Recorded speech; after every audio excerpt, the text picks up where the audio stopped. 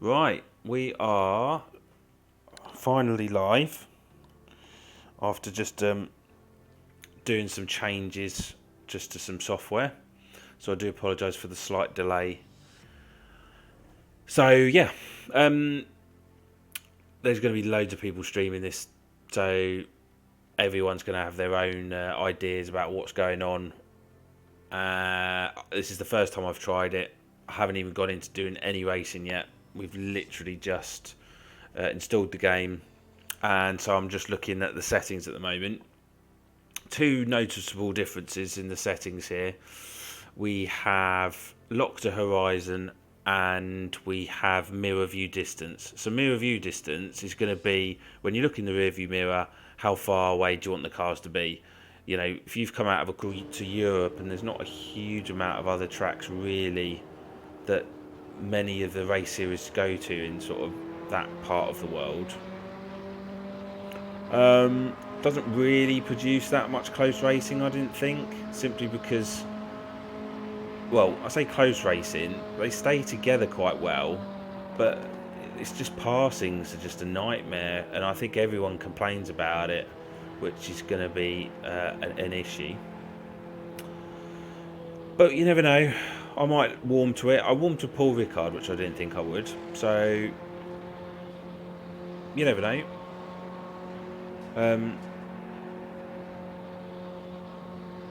Yeah. So you've got obviously the chicanes. I don't know, if I'm being honest, how much we can push those, so we'll give those a shot at some point.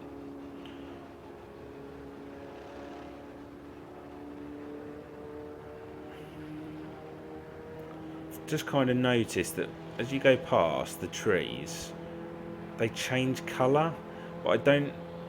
It's a bit weird. It's like the distance thing is, it's not loading up the tree from quite far distance. It's suddenly loading it up very late on. I don't know if that's the difference if I change the camera. Let's have a look.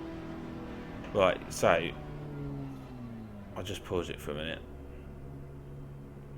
On the left hand side where you've got the yellow flags, anything in the sort of I don't know how you want to call it, the sort of the sort of tree line area, trees are just appearing very late, which kind of takes the shine away. Have a look. There, see, on the left hand side, very late on, trees suddenly just appeared, which is a bit random. I don't know if that's a setting because I've reduced the setting a bit. I might have to try that one. But yeah. So, it's pretty hot. Hungary's just pretty much, I don't know, there's not really much to say about it. I know it pretty much off by heart. And yeah, it's just one of those circuits where,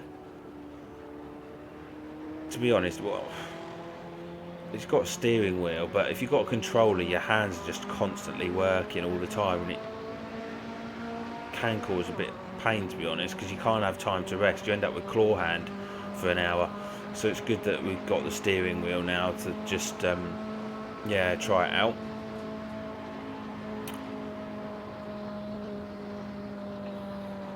But overall, it doesn't seem too bad.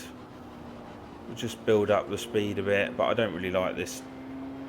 I'll just revert back to my normal setting, which is this one here.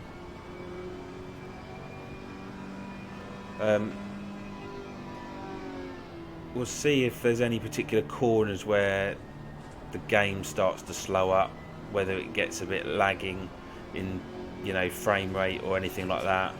Certain corners might affect it depending on how rich the sort of the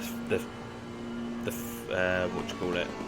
How rich the graphics settings are.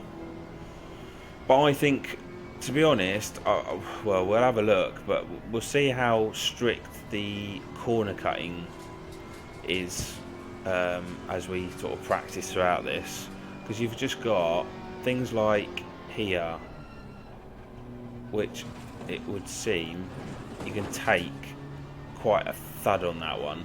So we'll have to see just how much we can do of that before they either tell us we get some sort of penalty or how much of an invalid lap we get.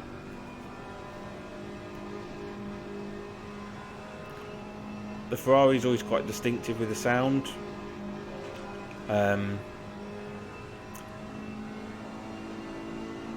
But it's not the nicest of sounds in the world. I mean, you've got, when you're trying to sort of match a BMW M6 or like even the Bentley, it's the Ferrari doesn't produce the nicest of sounds in the world compared with those, but it does it does well, but it's just not the best sound in the world. I think there's better, but anyway, let's give it a shot. I've not really tested the brakes, so they're going to be what they are, blue.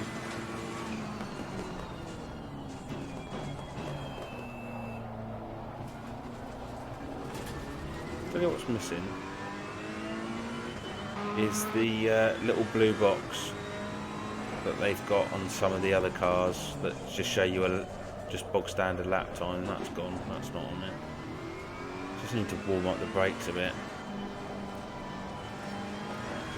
No doubt there will already be someone working on a setting for this car.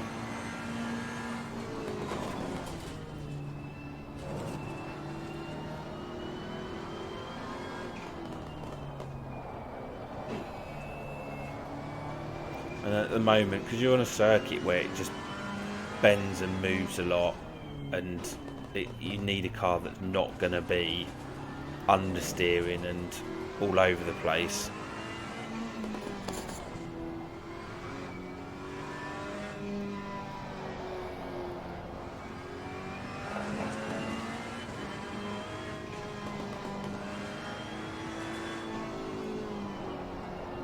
Not really sure what the yellow flags are waving for.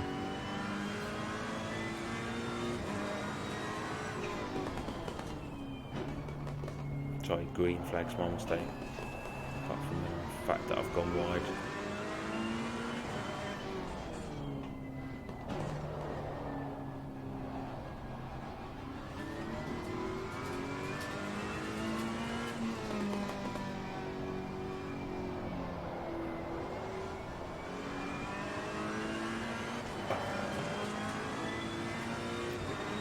I still prefer this kind of view. I think everything else is... don't really like the helmet view. See if we can brake better. Oh yeah, once the brakes are up to temperature, the car brakes a lot better.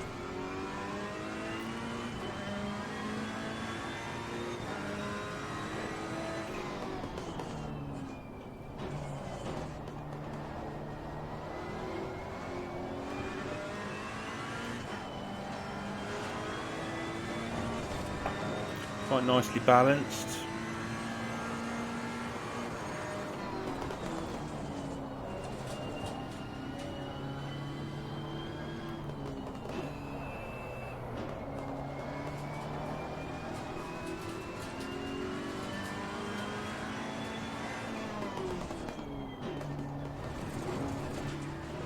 Those are going to end. That's going to end up being trouble, I reckon. Those chicanes, because it does unsettle the car a bit.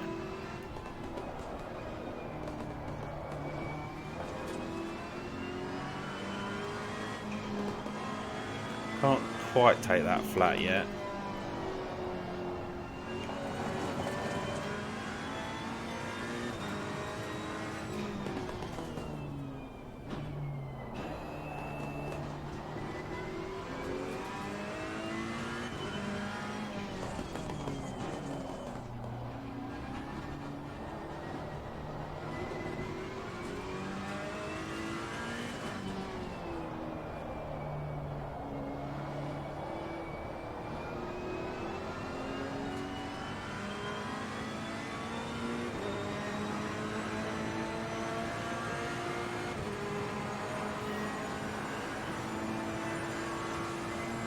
It's not too bad to build up,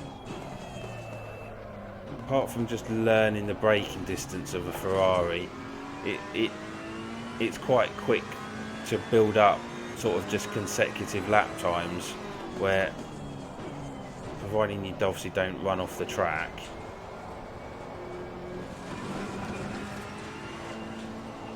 it's relatively quite easy just to just get on it within the first couple of laps.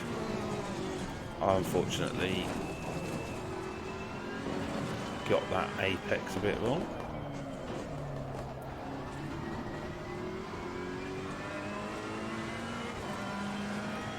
I think the car is more forgiving than the Lamborghini and the BMW. I think you could be able to use this car around Paul Ricard and so forth, and it will just behave really nicely.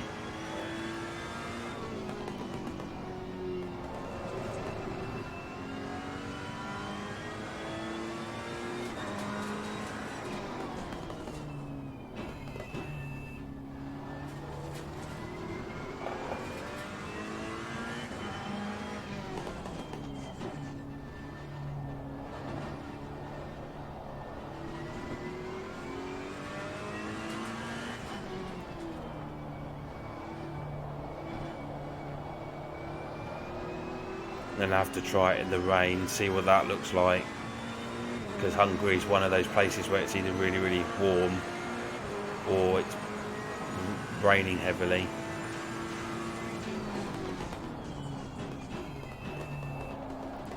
I say Hungary, I don't mean the countries, I just mean like you'll always watch like one of these F1 races and it, like I say, it's either wet or it's boiling hot.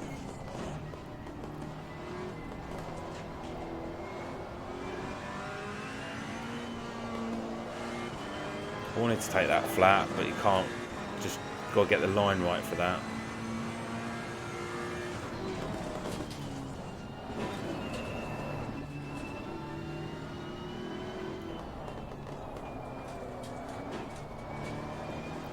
I'd say it's quite relatively stable. It's one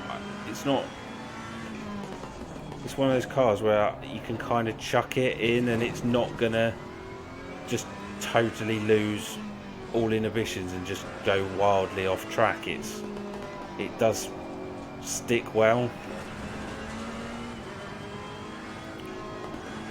Yeah, can't quite take that flat yet.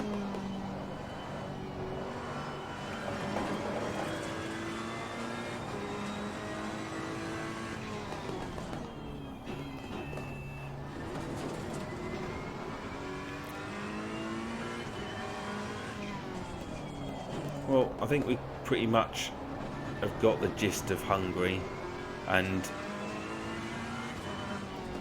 to be honest, if you have sort of been a sim racer for years, you're going to know what Hungary's like to drive anyway, because you've bound to have driven F1, you know, F1 2018 or F1 2017. You're just bound to know about this track. So as I say, you can just, once you know the car, you know braking and everything like that, then you just get on it and just start just setting the lap times, getting an idea about braking, etc. In answer to your question, no, I do not speak Portuguese, I'm afraid. It's not taught in schools in the UK. When I was in school, it was German and French. I think now it's more popular in schools to be taught Spanish. I think they kind of ditched the German language lessons. So unfortunately, I'm pretty much English speaking with an ever tiny amount of French and German and the odd tiny bit of Italian, but it's mainly numbers or certain sayings that you've learnt over the years.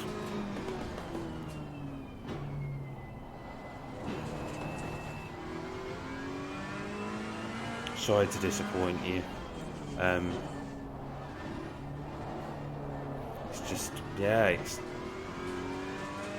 I'd imagine if you're trying to look on YouTube, I guess I don't know, I mean, I know obviously you've got Portuguese and Spanish. I don't know how similar they are in language. And I guess if they are relatively similar, then I guess Digipros, the YouTuber, he speaks Spanish, doesn't he? So you might be able to understand him a bit more. But I'd have no idea. Nothing at all in Spanish. Sorry, Portuguese, no idea. So I do apologise if I've not been able to help you with the language. I have been to Portugal a number of times, to the Portimao circuit, where when Formula 1 was testing over there. I used to be a winter testing photographer for Formula 1, so I've been to Portimao a number of times up in the hills there. Very windy, and I now understand why F1 doesn't go back there. It's it just doesn't help at all with their testing work, because the weather's quite unpredictable, and the wind is the worst thing you could give a Formula 1 car, is quite high wind speed, because it just gives them rubbish data. So I totally understand why they don't race there anymore, or even practice, or even test there, which is a shame, because they put so much money into Portimao. And it's got just grandstands absolutely everywhere, and the circuit's not too bad.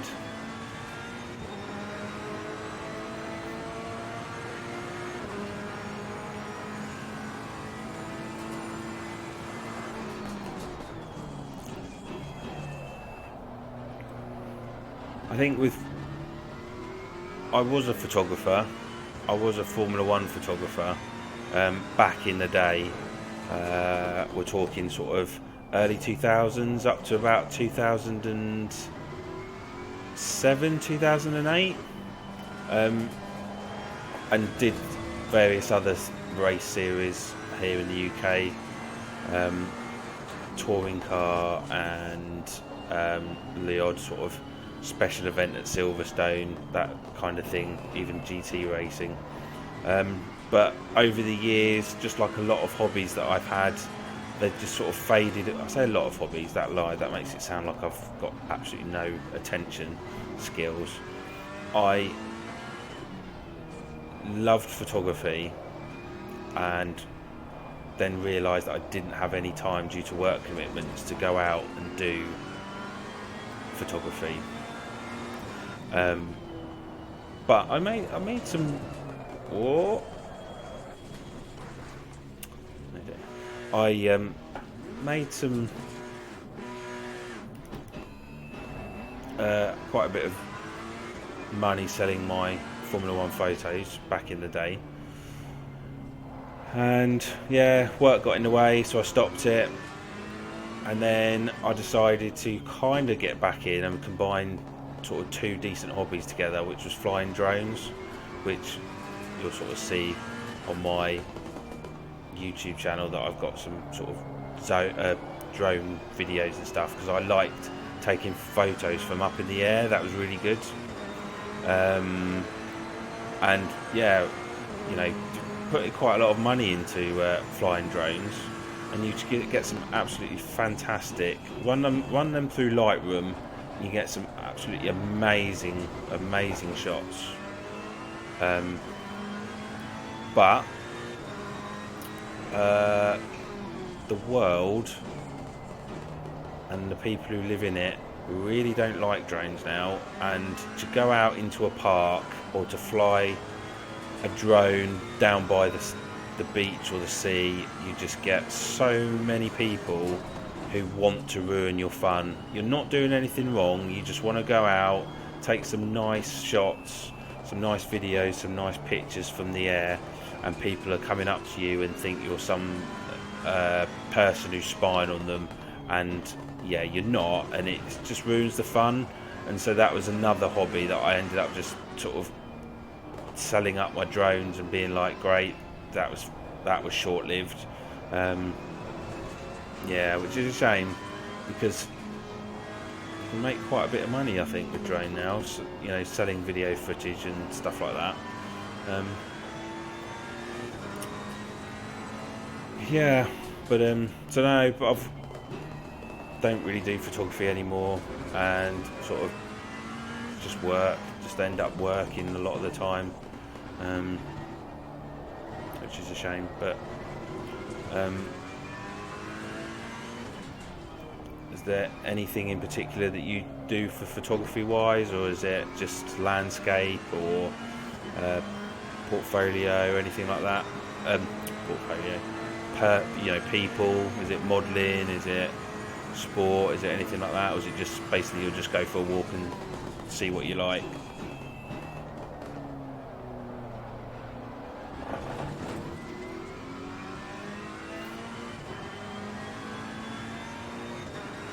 I think I'll be done with practice shortly, because we've kind of got the idea of what practice is like, so we might have to put it into a bit of a race or something and see how we do. I like the fact that you run wide and the yellow flags come out. Bit unnecessary, the yellow flags, when you're just running. You're not even getting four wheels off the track, and then the yellow flags come out.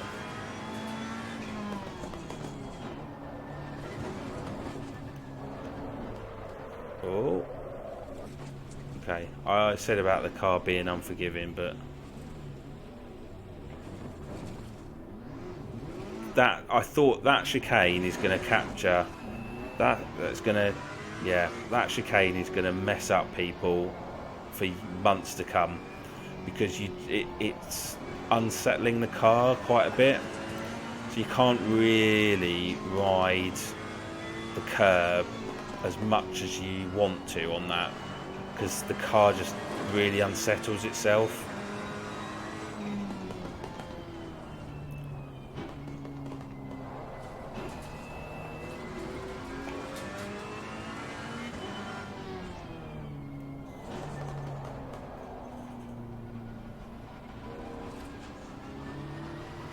Well, no, that's good then. If you, sorry, just reading your Twitch comment. If you, you don't always have to make money from photography. You know, it's about sort of creative art, isn't it? And people just love creating. You know, love capturing things, and you know, if you create it for your own work, and it's just a hobby. Not everything. Hobbies don't have to earn you money at all, and so fair enough, to be honest. As long as you enjoy doing it, that's the main thing. And if you've got a hobby that you don't enjoy doing anymore, then it's not good. The problem is with photography is you've got to capture something unique and really different, and that's when you get noticed.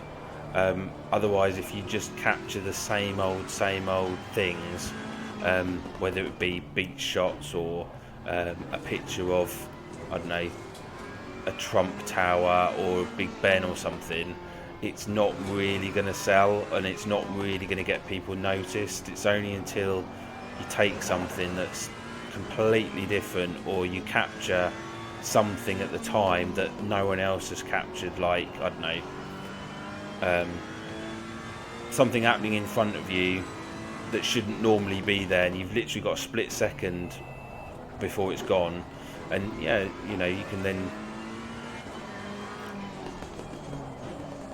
then you've got something totally unique.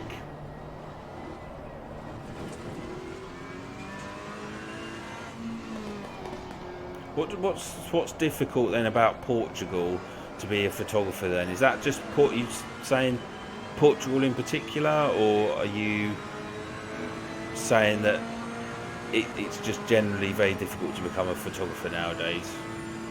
So I wouldn't have thought Portugal's any more different to any other country. Um, I mean, probably in the UK, we're just absolutely, what with the newspapers and everything like that, it's just, there's photographers all over the place, and yeah, in the UK we just love our press. Well, I say we love our press. In the UK, we've just got so much press attention everywhere that photographers are just 10 a penny. I've got people at work, it's just loads of people at work who are sort of trying to start a business in photography, trying to get their images sold, whether they be like doing wedding photography, all that kind of stuff. And they're just not really. One of them's doing not too bad actually with like portfolio stuff, but the other one, my other colleague, he's just taking photos of buildings and stuff, and no one's interested.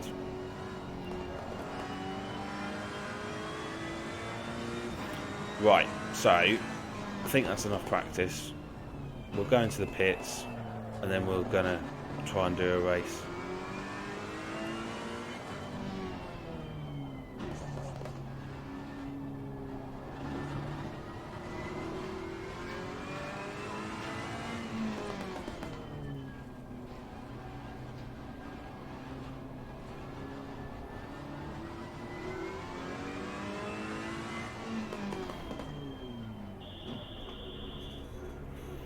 Right.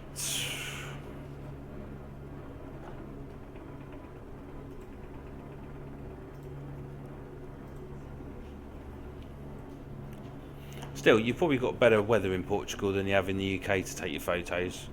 I should have actually just carried on. I didn't forgot it was auto. Yeah, you've probably got more photographic opportunity in Portugal than you do in the UK.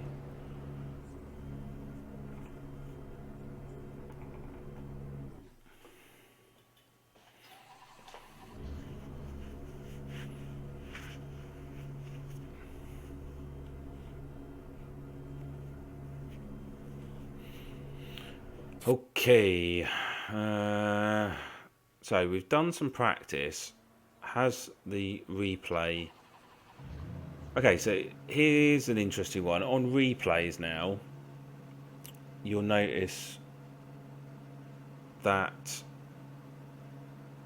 they've marked on laps, which is quite nice and handy to have. So you can stream straight to lap 1 or suddenly lap 2, that type of thing, which is quite handy. We'll whack that into slow-mo mode.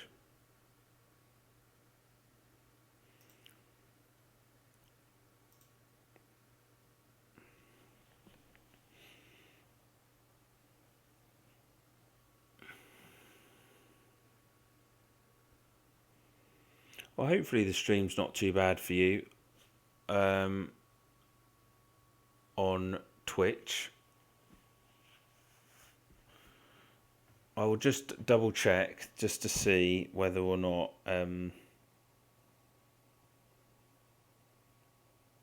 let's have a quick look. I'll see whether or not it's streaming nicely on Twitch if I view it live myself, so bear with me.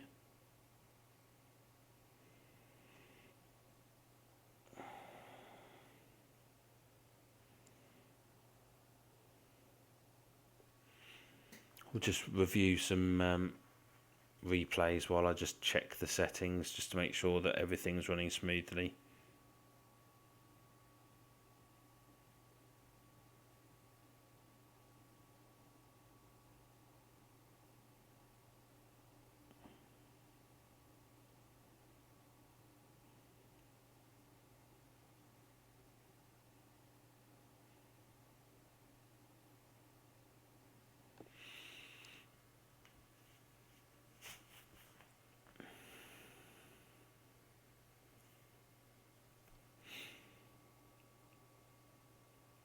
Obviously, I'm streaming on YouTube and Twitch at the same time, so they're all going to stream at different sort of rates. I know YouTube's slightly better for streaming. Let's have a quick look on Twitch just to see. So bear with.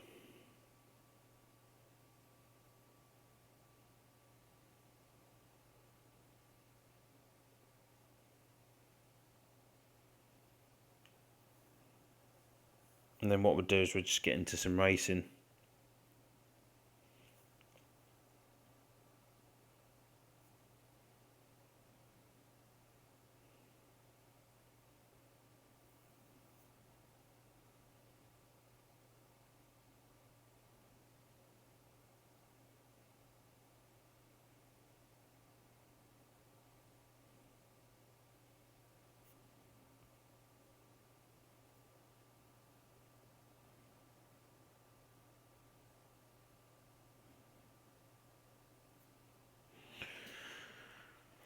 Right.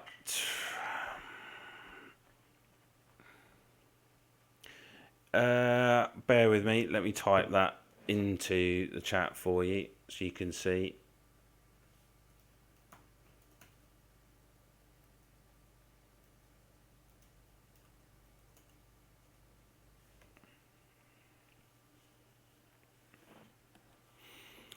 That's if you're following on Twitch, that's also a link for YouTube as well.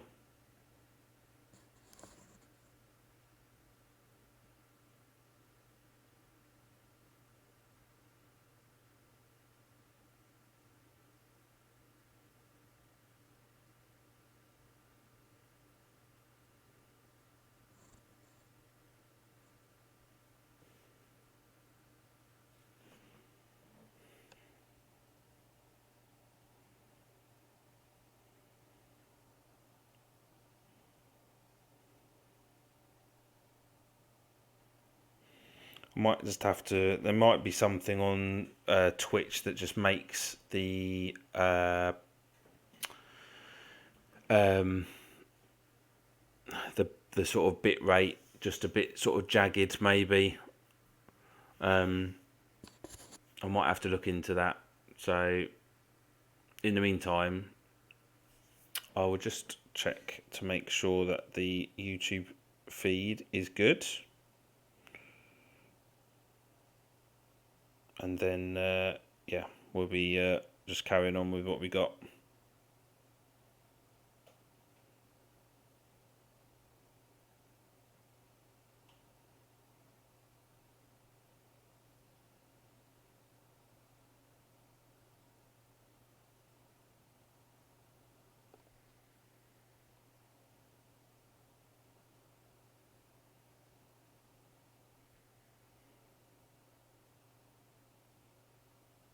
I think YouTube looks better. So, yeah. Right, okay. Welcome if you're now chatting on YouTube. We'll get on with the race, see how we get on.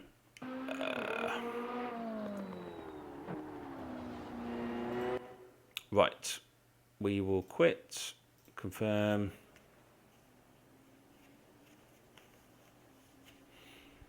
And we'll start on here. We will go with a quick race. 15 minutes. Let's give that a shot. I don't know what to expect. No idea at all.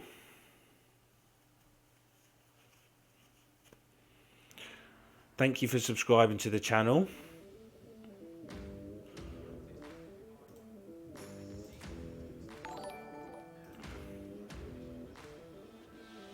Right.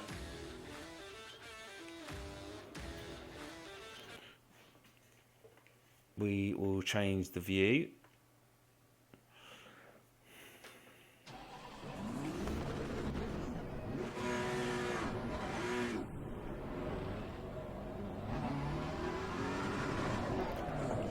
that's always the annoying thing about starting with an AI, that they can turn you around.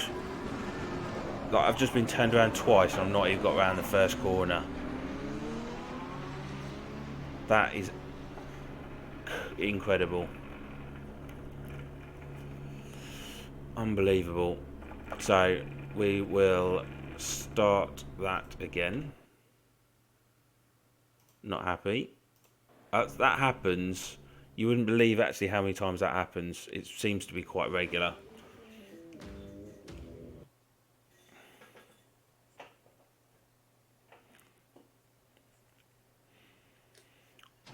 We'll,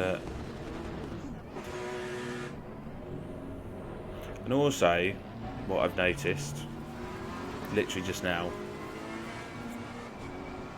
is when we're in practice, the dashboard was nice and clear.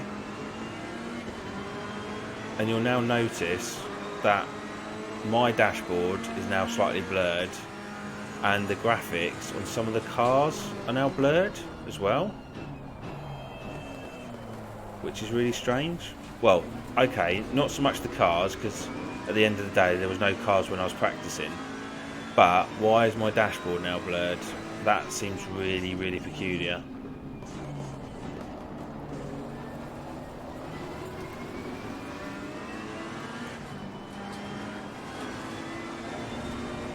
Bentley took that curb quite badly. Oh, he's taken that curb pretty badly. And I took that corner really badly.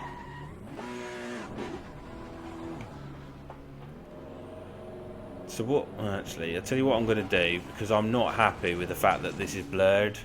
So, if we go to options, video, it's going to be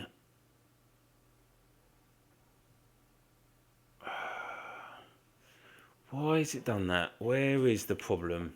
It's not distance. Shadows?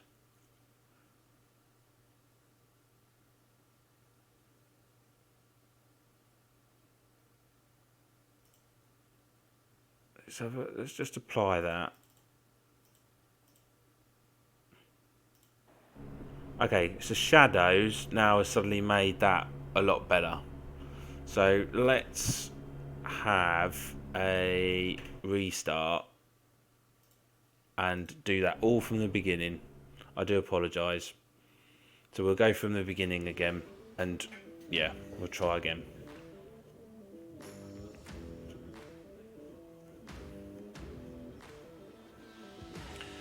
My GPU is a 1060, 6 gig a byte, Asus, and my CPU is a Intel i3 7100.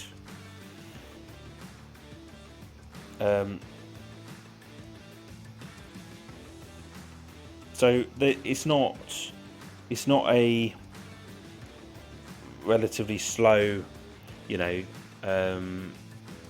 not a slow kind of thing. So they've done before. The problem is it's the game. Project Cars and all the other ones run quite well and quite nicely.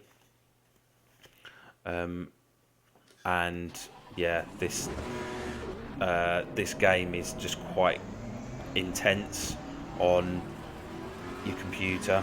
So where you should be able to run 20 odd cars on a grid, my computer can't. So I can't run 20 cars on a grid without this literally game becoming incredibly slow. That's my own fault.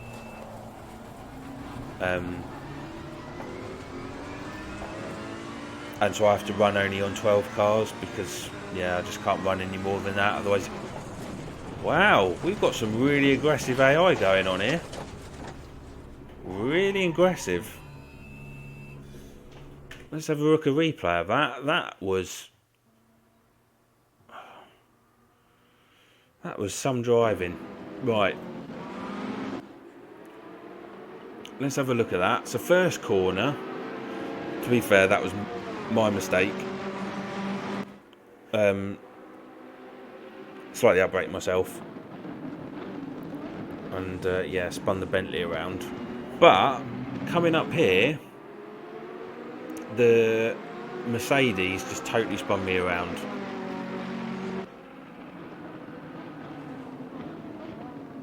At quite high speed, actually.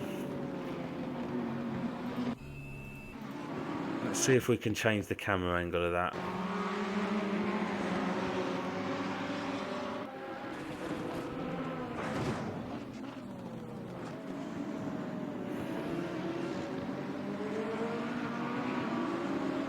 Yeah, that's not good. So we'll restart that again. So what computer are you running then to view this stream? Let me know. Okay, we're going to start this again. 10-minute race. We're not going to get spun out.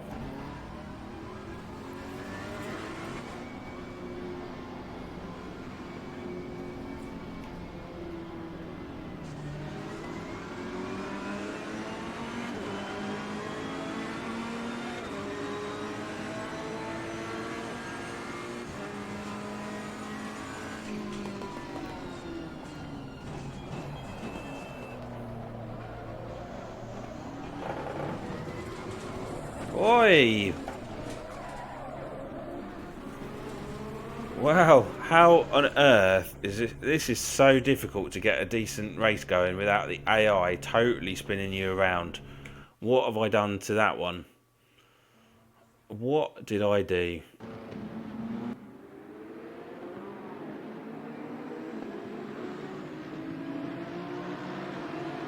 It's like you've got to allow so much room.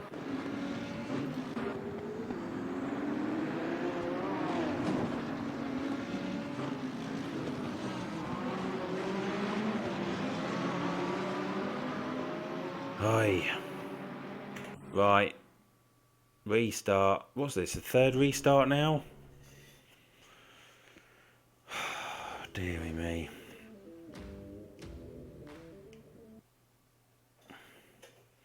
Try it again. Give it a shot.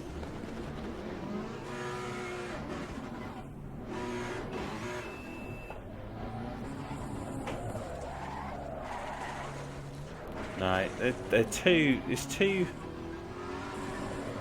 It's far too aggressive. It is ridiculous.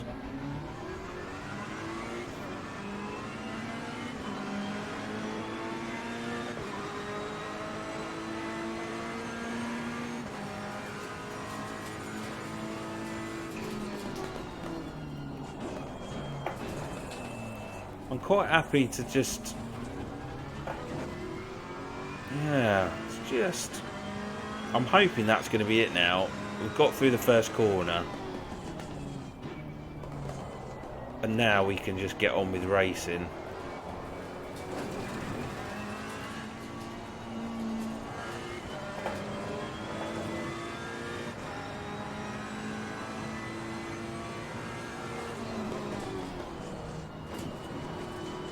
Although that Merc's come up very quickly behind us.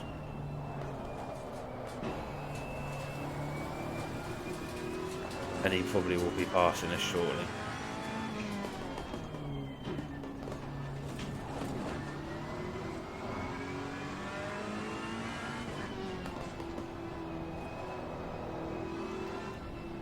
Still not running. I'll be honest, I did kind of expect to see some sort of more stability and performance gains in the actual game itself.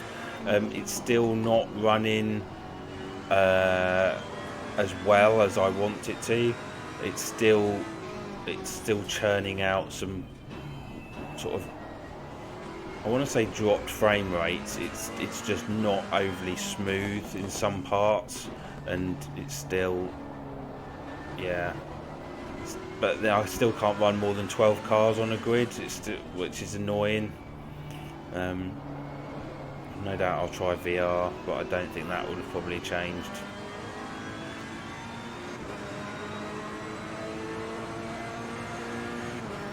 See what this Audi R8 can do.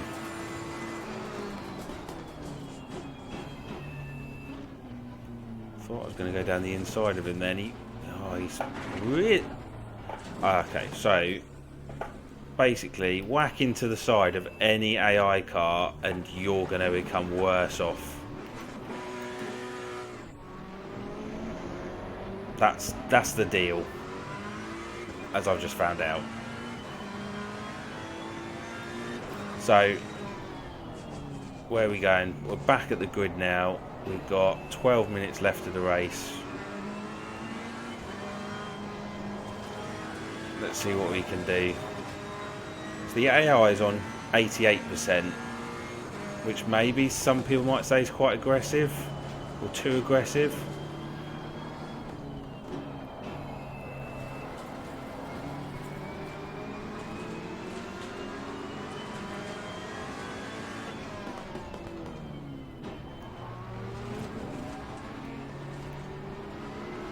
Still alongside us. Managed to clear him, so we've just got a Ferrari now to deal with.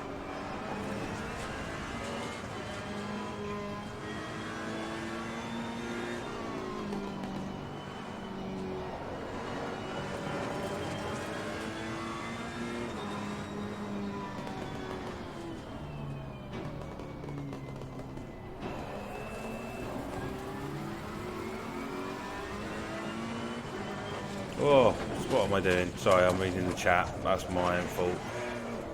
I'm reading the chat. I shouldn't be reading the chat. I'll concentrate. My mistake. Yeah, see, rain is easily going to add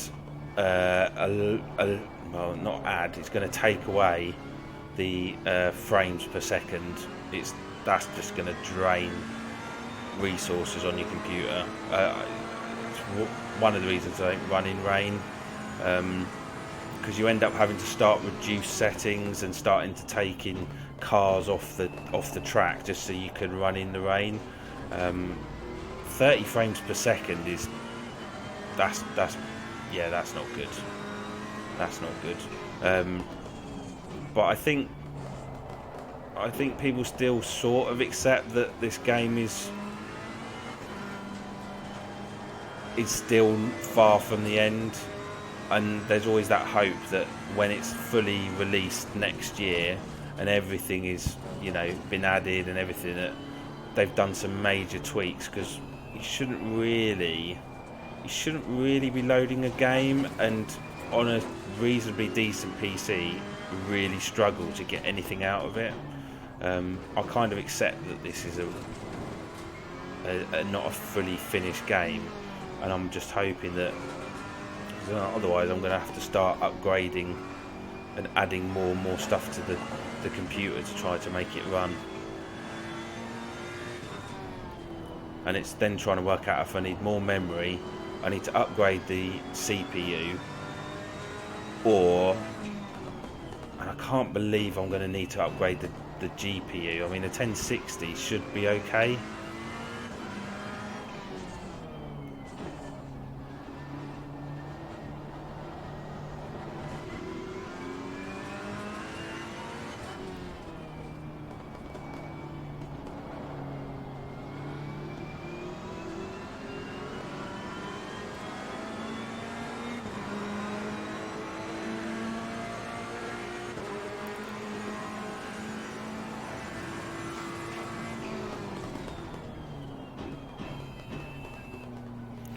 Two places down, 8 minutes to go, which is weird because it's saying we're in 12th, yet we've passed two cars. So who did I pass? Past the BMW. Past another car. So oh no, I didn't. My mistake. I spun, didn't I? So we're back towards trying to sort this lot out again.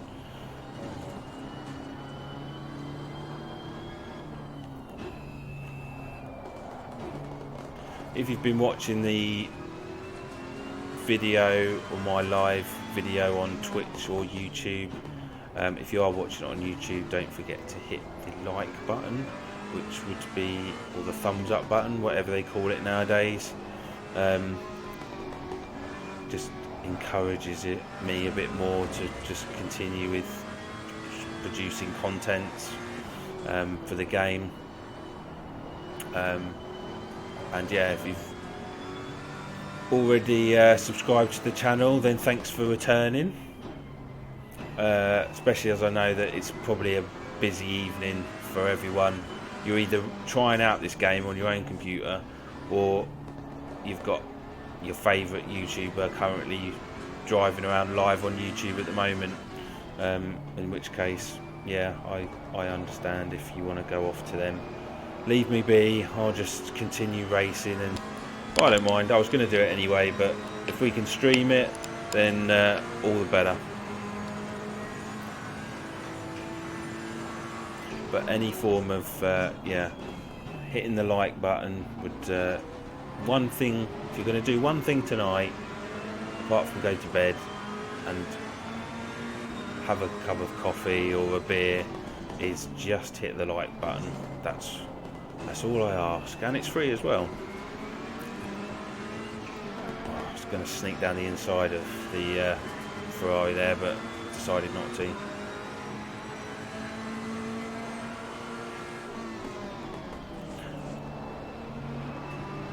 A 1080 GPU is not a million miles off a 1060 in regards to frames per second. And if he's getting 30 frames per second on a 1080, then that is a bit disappointing.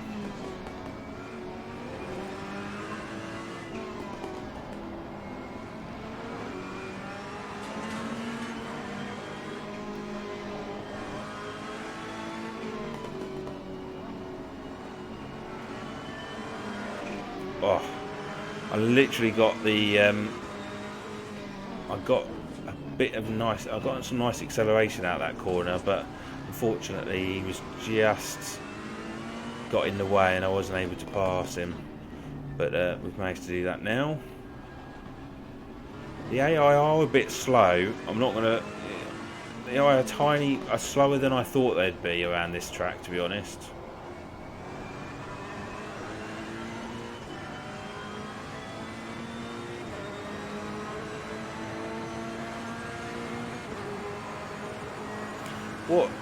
What Intel chip is that? Is that an i5?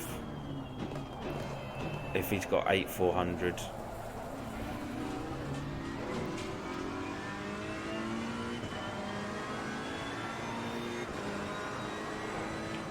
Four minutes left. An i7. So he's got a pretty powerful computer, like you say, and he's really struggling to get 30 frames per second out of the game. That is worrying.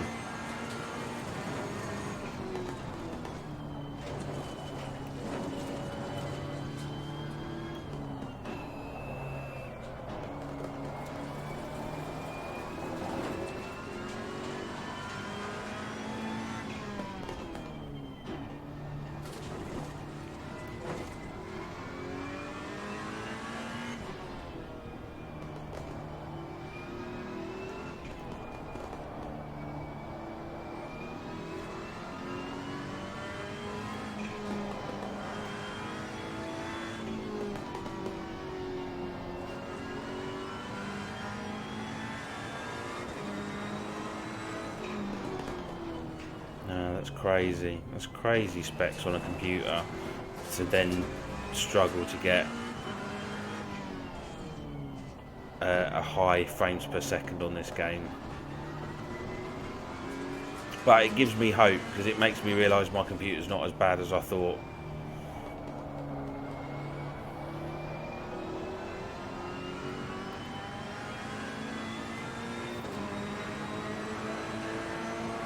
Three minutes left. 9th. Don't know where everyone is. They've long gone.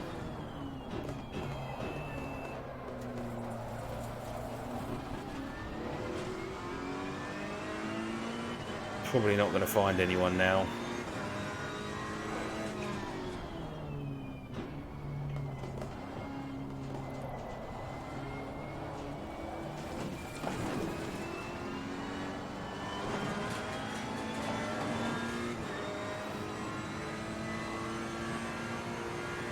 Struggle to get a lap around here where they don't invalidate the lap time, because you are using, like this curb here, you could run out wide quite nicely and it will invalidate the lap time, but you would take advantage of that, just like you'd take advantage of a lot of the curb in here. Not to the point of ridiculously taking advantage, but like here, I could run out quite nicely on that, but they'll automatically say that I just took too much.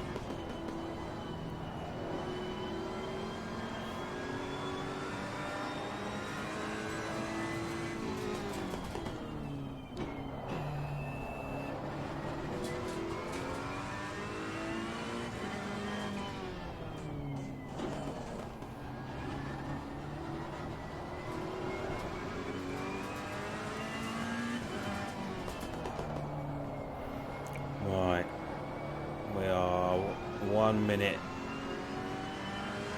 30 seconds left.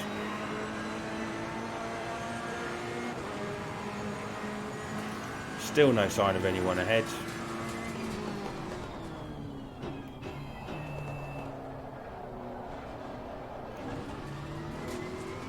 So we've managed to keep the lap time together so far. Haven't run wide.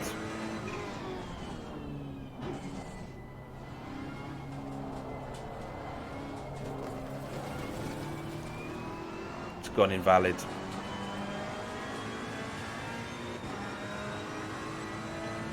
I don't know why, because I barely took any real curbing on that corner.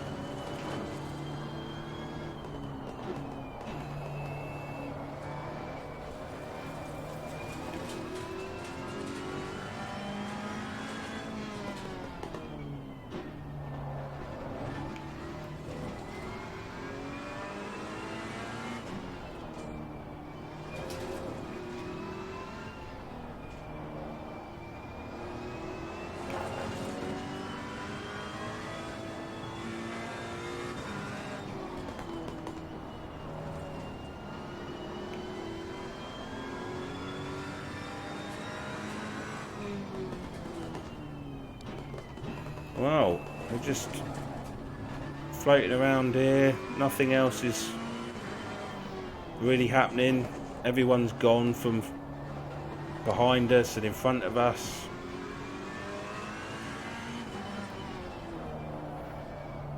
But the race is over, so where are we finishing? 9th.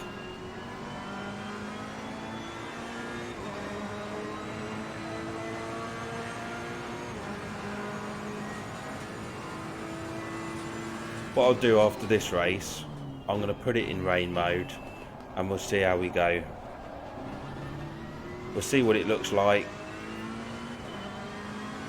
We're probably going to have to reduce the number of cars in the race. Just simply because, yeah, the game won't be able to hack it. So we'll probably have to put the numbers of cars down to like 8 or something maybe.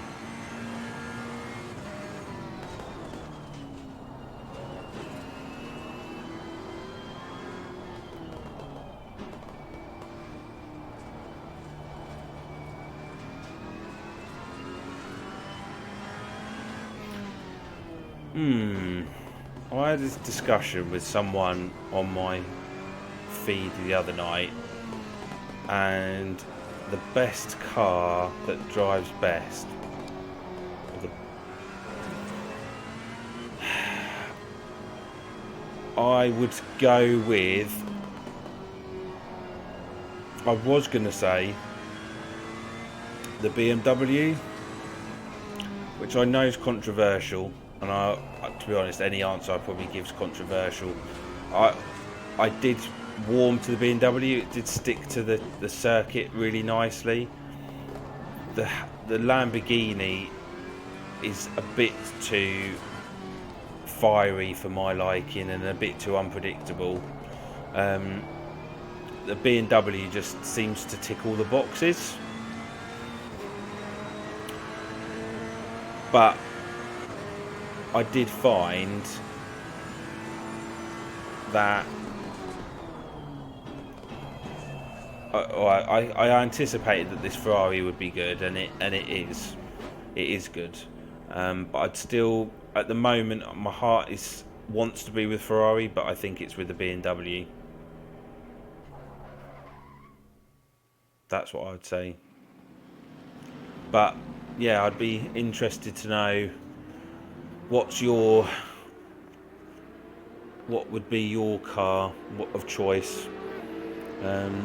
Just leave it in the chat, and why. That would be interesting. But everyone's different. Some people just love certain individual. They might just be a BMW fan, and if they're a BMW fan, then they're always going to say BMW, no matter how it drives. So, but yeah, right.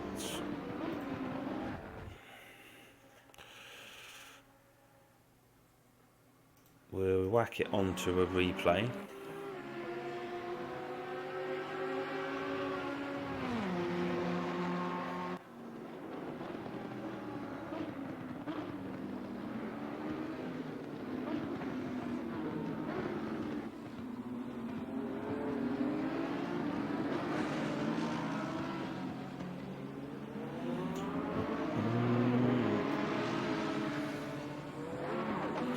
Haven't got the game yet. How do you not have the game yet? I think this is like the last time that you can get it at a relatively cheap price. It will just continue to just go up and up and up. So you've got to make sure you get the game.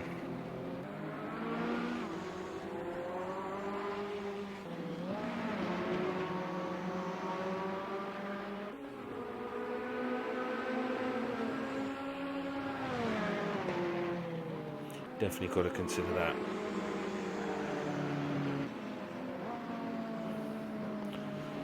If you can play Dirt Rally with your keyboard, then fair play to you, because I can't race any games. I used to on my, depending on how old you are, my computer, my Amiga, back in 1990 something, and I used to play Grand Prix. Yeah, the original. And I had to use a keyboard for that, and that was something. So how you play Dirt Rally on your keyboard, that's some skill. I'll give you that one. That's very impressive.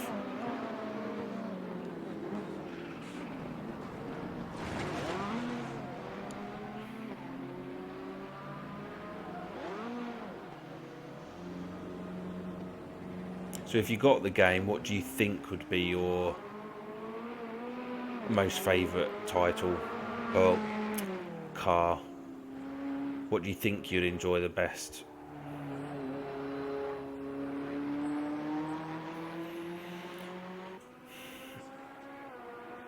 Right, so let's come out of this.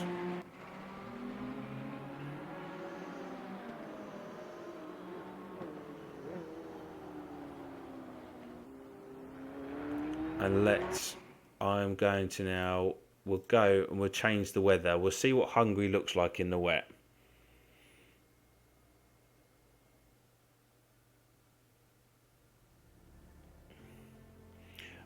Post a link, Pexy, to your YouTube channel. I'll take a look.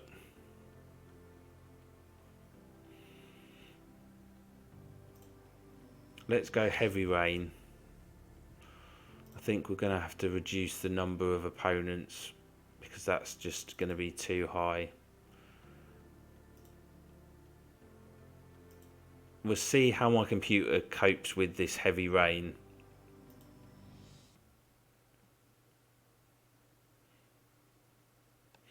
And take it from there.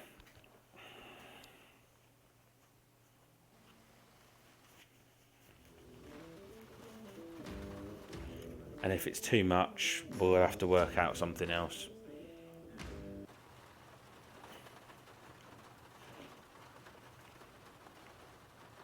See, it's done it again. So, options, video.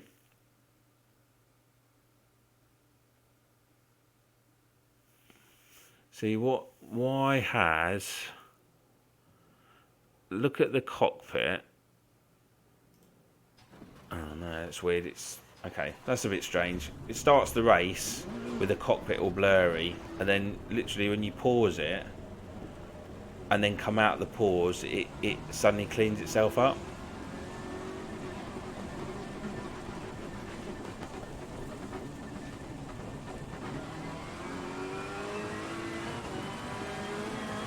When's the new Dirt Rally going to be released?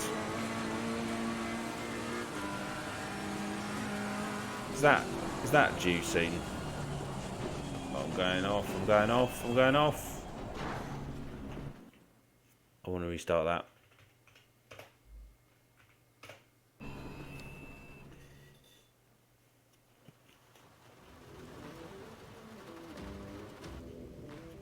Okay, so February, that's not too far away.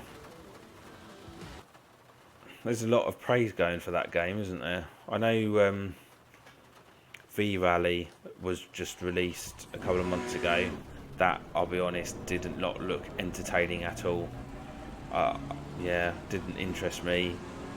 It looked too much of an arcade game. Yeah, not good.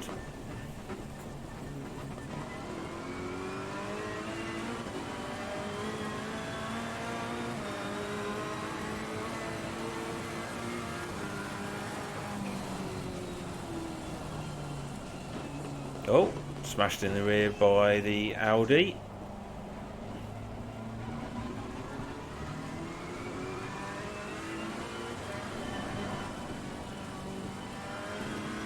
I'm not sure if he tried to take me out then, or whether I just got very sideways a bit like that.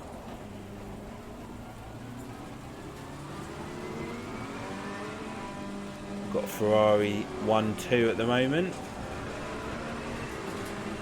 But you've got to stay off the curbs. Well, I managed to do a 360 without getting hit by anyone, which was quite impressive.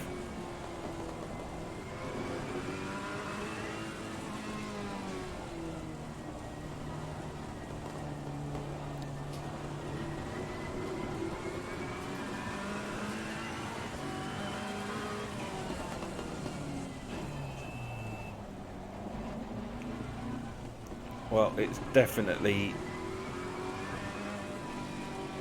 a lot more difficult. The car understeers a lot more.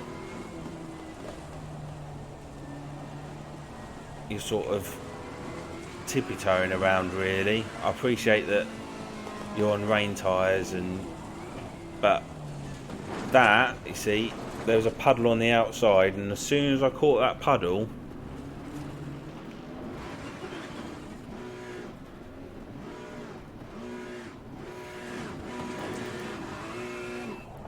oh, I'm really not liking this.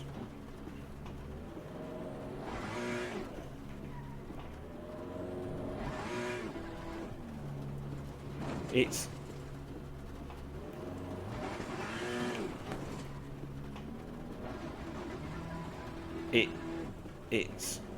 yeah.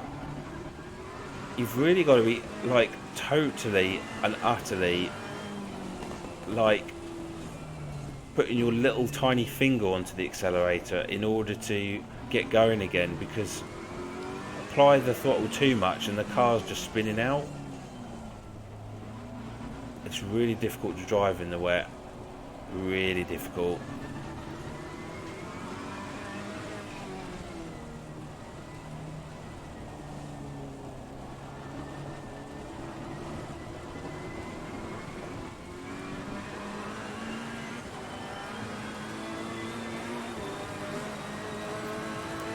Quite like the McLaren in project cars. I don't race it in anything else, but yeah, in project cars. And the McLaren's not even going to get released into this game until when the actual full game comes out later in the year, sort of March, April time. So you're not going to see that McLaren until then. It's not even in the current release at the moment.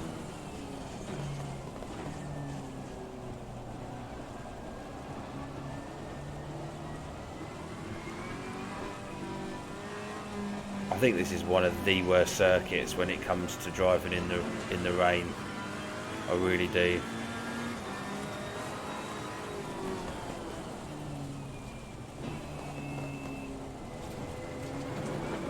Just all over the place.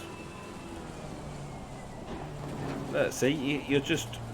It's almost like you're on slicks.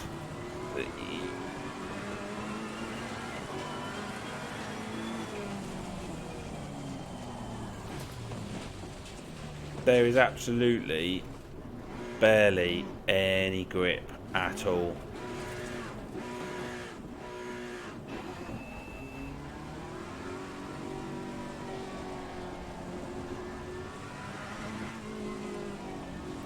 Which is a shame because it's taking the enjoyment out of this race. So as I came around this corner, this puddle here, just on the outside, was enough to just turn the car around.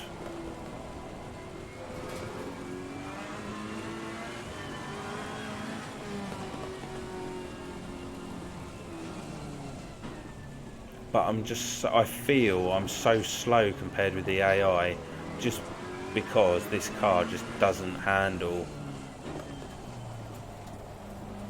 at all well.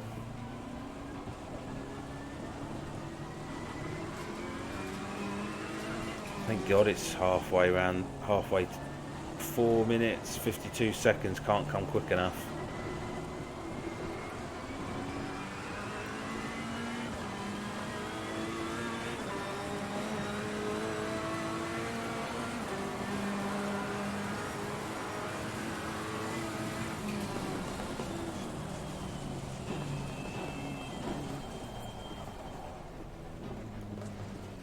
Oh, I hit the barrier right at the end.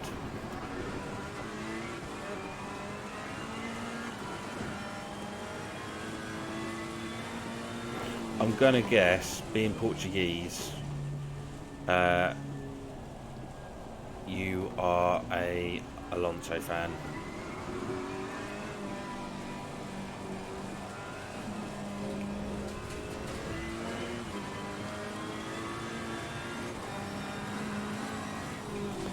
Controversial as it is, Michael Schumacher did incredibly well in the wet. And nowadays, certainly in F1, I mean, who do you sort of say, oh yeah, they're the best driver in the wet?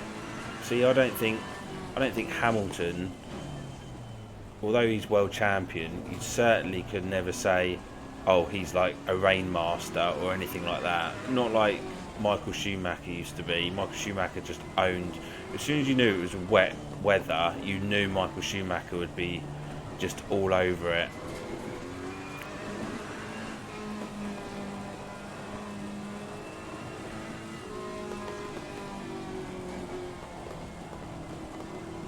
Trying to avoid the curbs at the moment.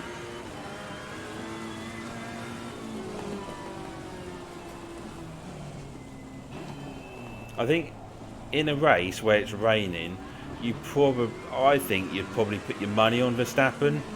I think Verstappen does better in the wet than most, if not all, the other drivers. I think it's just because he's just got that attitude of he just goes for broke and just throws the car around. On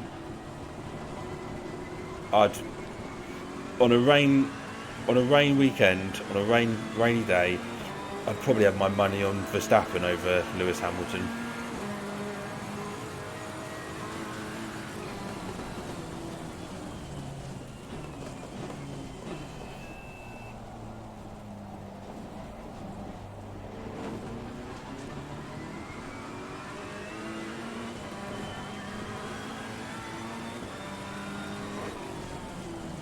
quite difficult to master. Well, it is difficult to master driving in the rain, but now I've just become a bit more used to it. I just realised that it's all about literally, yeah, just throttling and feathering the throttle and taking every corner. You just can't throw the car around at all.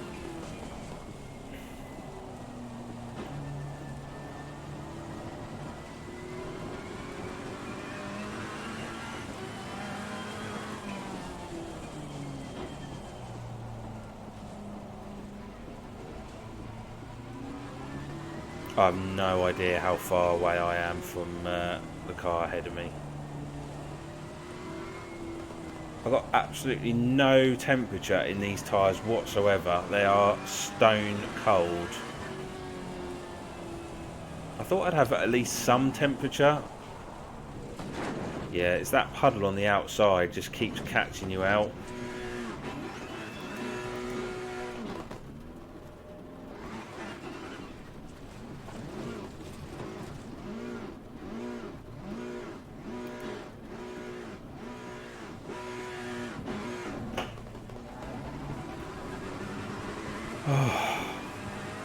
Glad it's finished.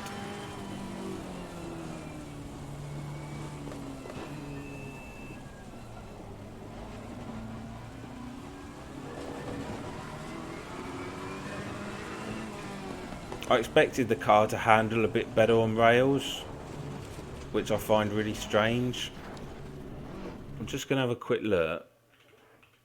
No, see, I can't even view the settings to make sure what tyres I'm on.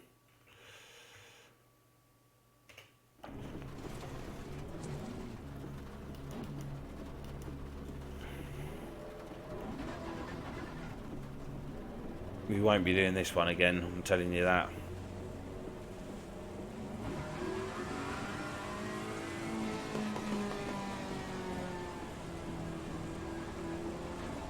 Those should have at least some form of temperature in the tyres though, that's what I don't understand.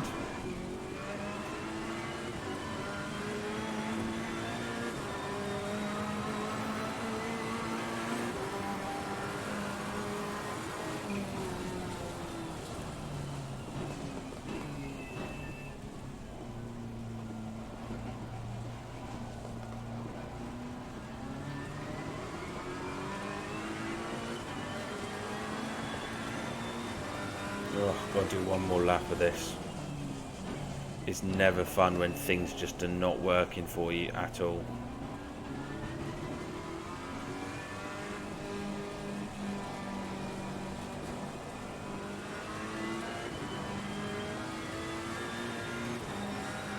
When have you got plans to buy it? Is it like a Christmas thing, or are you going to wait till next year, or are you waiting for payday, or what's stopping you from getting it? Is it that you feel that you need something more than a keyboard? You need to upgrade your computer, something like that?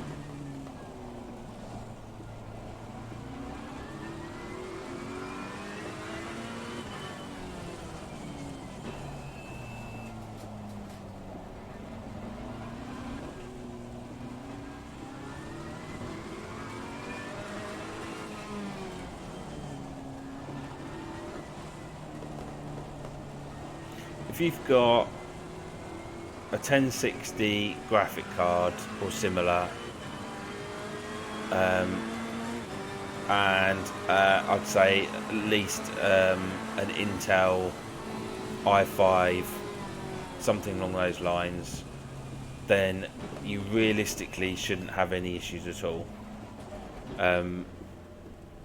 it's a very intense game for working on your computer. It is very intense.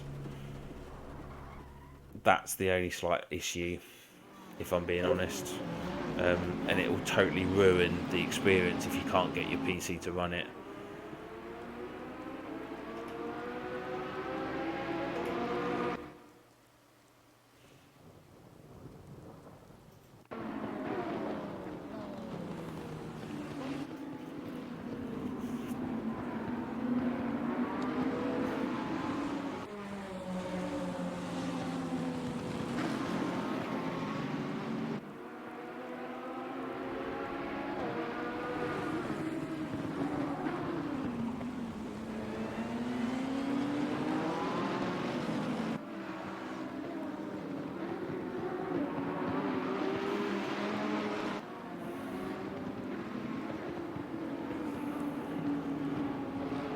You might be alright with that kind of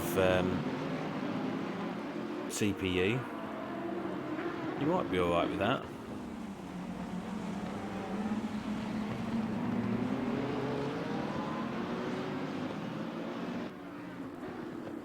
So yeah, I say the disadvantage is that when I have to set up the streaming software in order to do this, or game capture software, something along those lines, that just takes that little bit more out of the game, and that's why I've got to just turn it down. If you're not running any form of capture software and you're just playing for the fun of it, then you can certainly up settings and and just have more enjoyment with the game.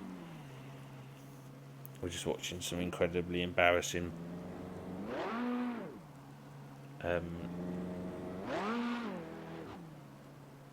video of me can't get the car back in a straight line.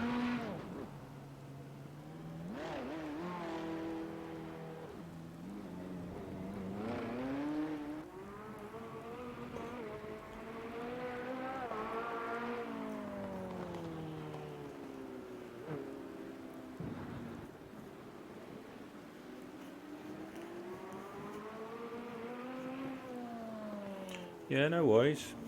Take your time.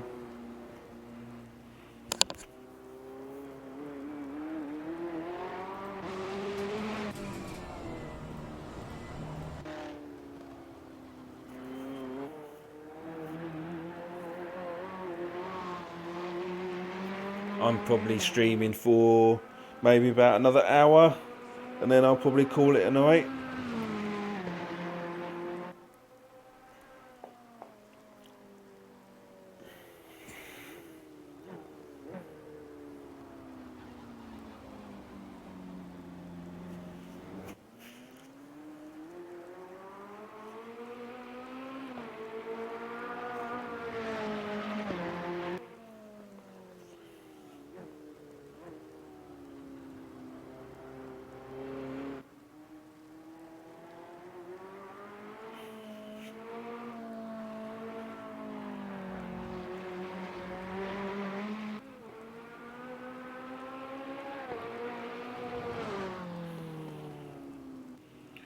Right, so we'll try to see if we can take some screen image shots.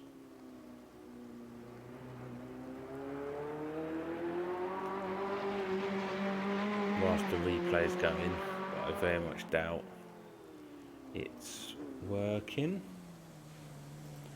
Let's have a look.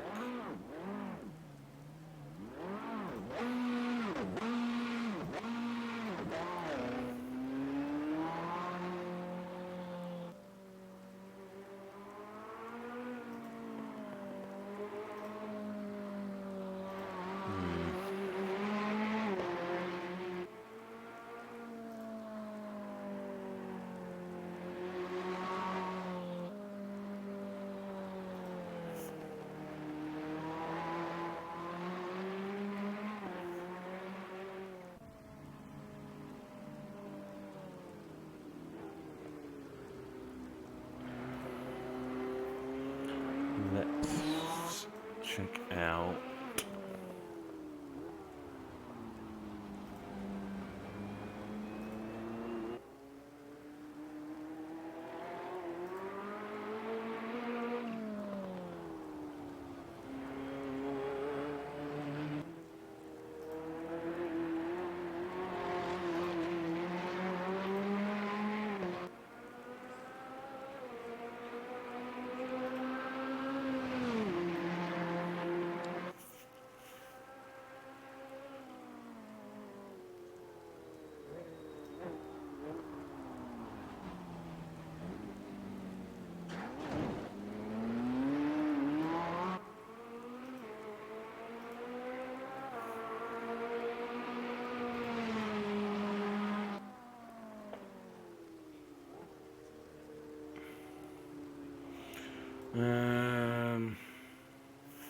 So I'm just trying to do something on Steam at the moment.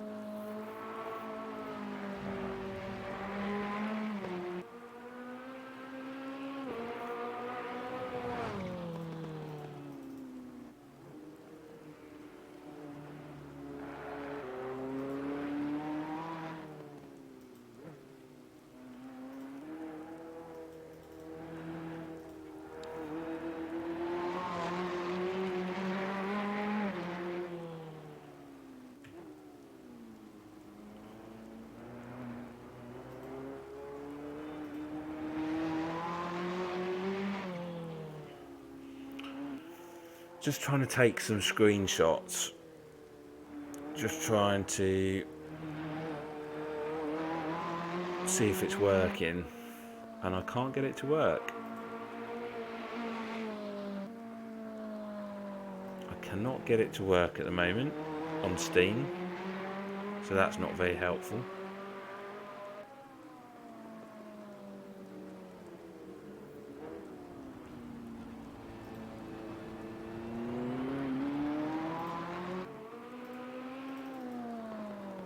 So let's just try an alternative.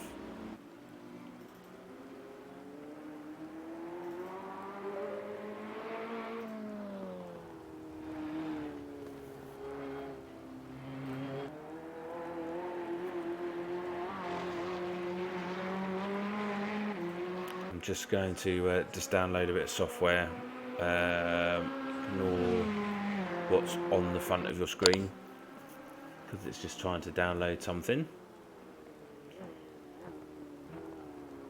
Let's get that off.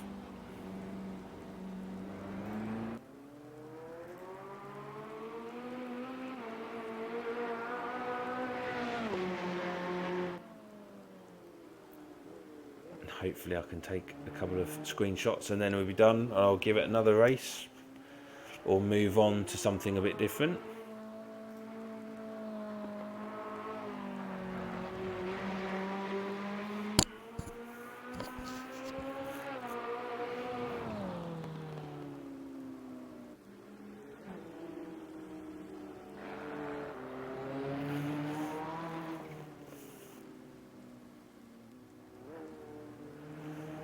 We'll actually put it in slow-mo mode.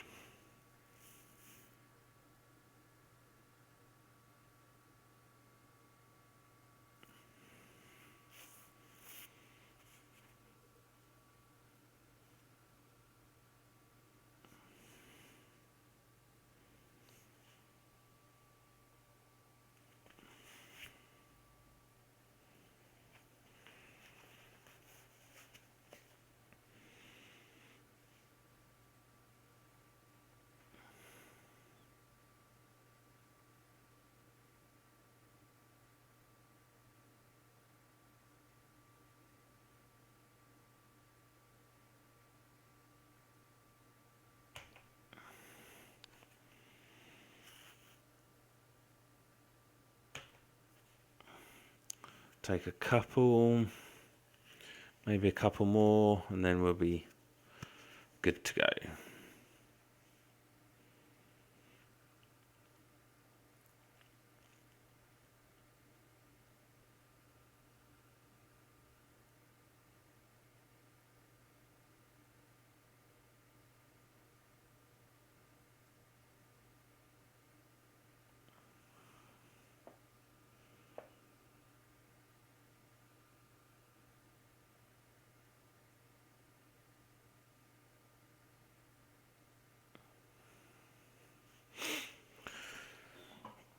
Oh dear, a very tiring night.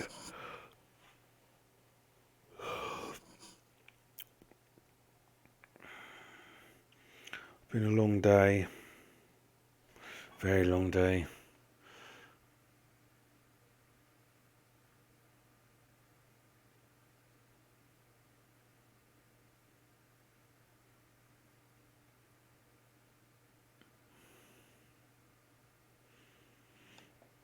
That's embarrassing again.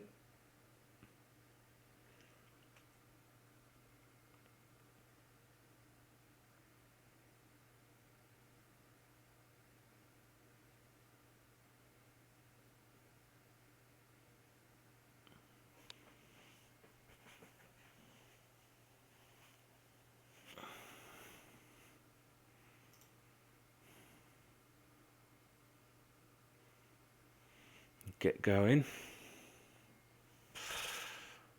eventually in the replay.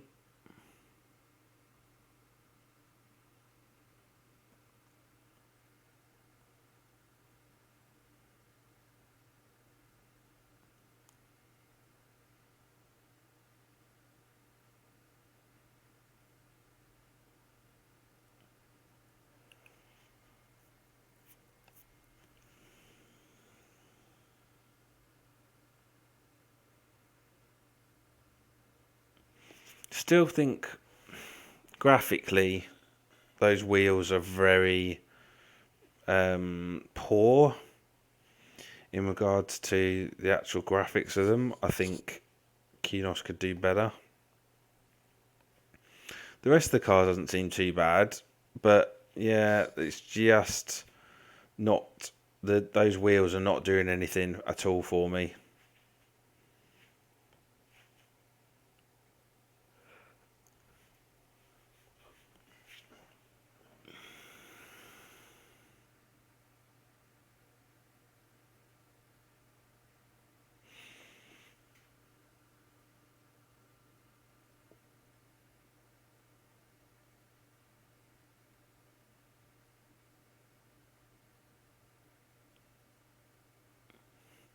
Still waiting for a relatively decent close-up image or close-up camera shot so I can take some screenshots, but we're just not really getting it on this track.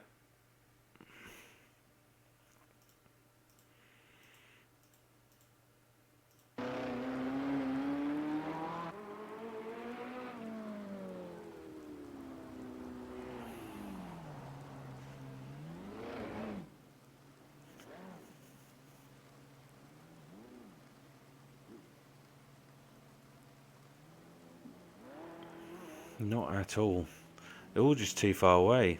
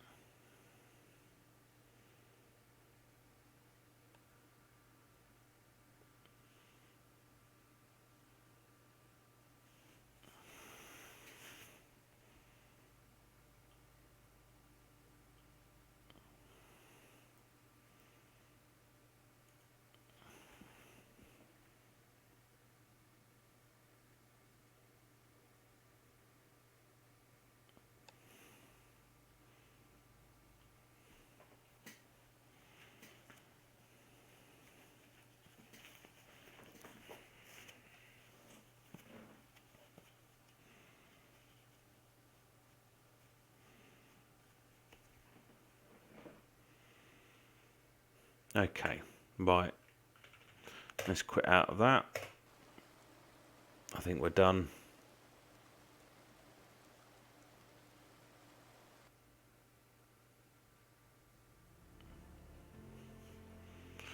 I'm going to change the circuit, see how this car performs.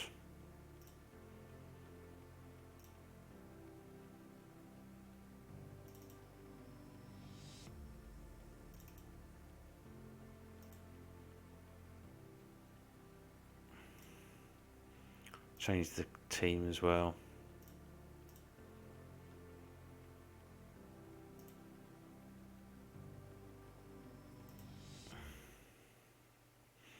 Give that a shot.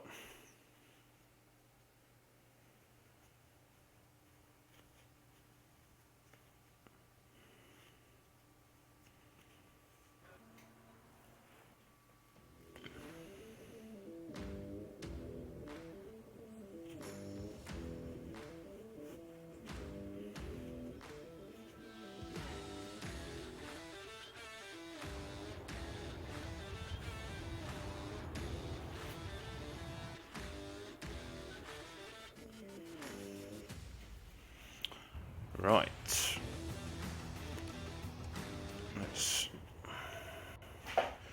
So, tell you what I'm going to do. Still an issue around the blurriness of the cockpit initially at the start of the race, and it's not till you pause it and go into it again that it then clears up. So let's just have a look just to make sure. Yeah, see, the FX are high, texture's high. Find that a bit weird, very weird. Very strange indeed. Okay, I'm going to put that high, just see where we're at. I know foliage doesn't mean jack, but we'll give it a shot.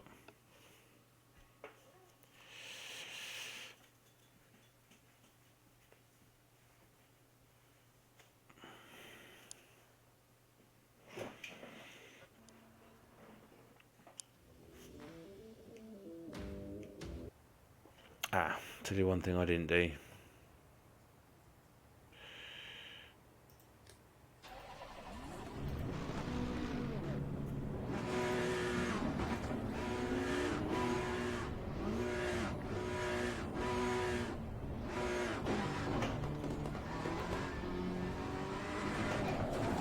Oh goody, the AI spun me out again. Oh no, lucky. Oh no, punted me off again.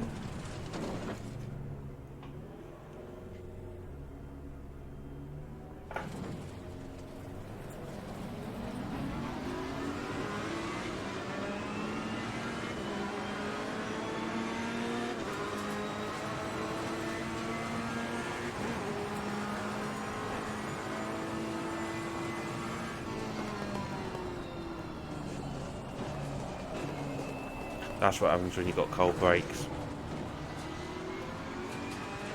So what I'm going to do is we go. You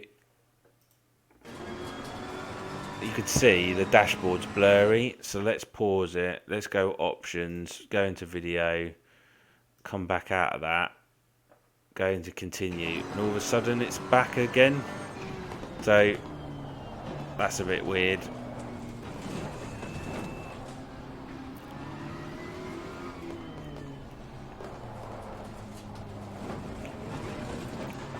I think I've got used to the BMW a bit too much on this racetrack, so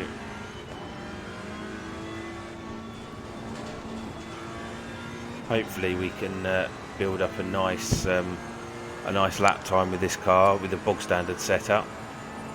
Nothing too well. Haven't changed anything, so I've no idea how this is going to perform on the bog standard setup, but with a Bentley, I think I was down to about a 156. No, sorry, not a Bentley, a BMW, about a 156. So we'll have a look. Apart from, oh, that was quite a painful.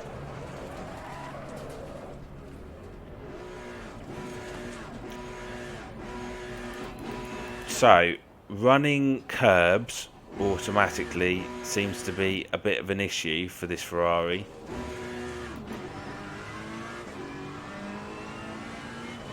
I've been able to have absolutely no issues with running the BMW.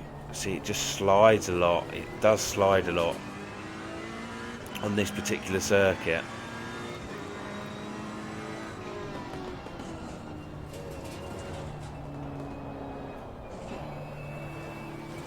I have a feeling until there's a decent setup to be had, these two cars, this circuit and this car, is not a good idea.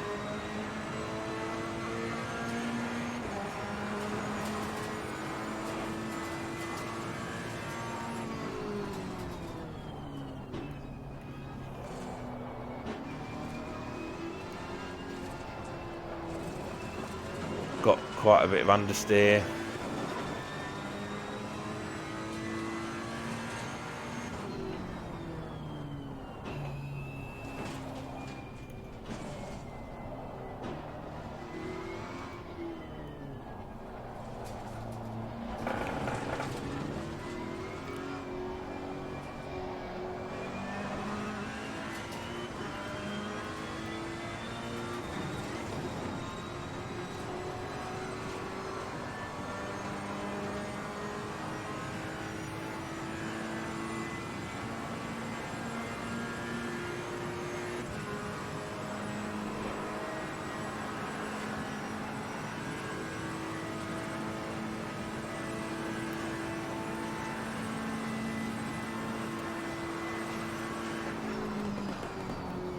try that again. So we come off here.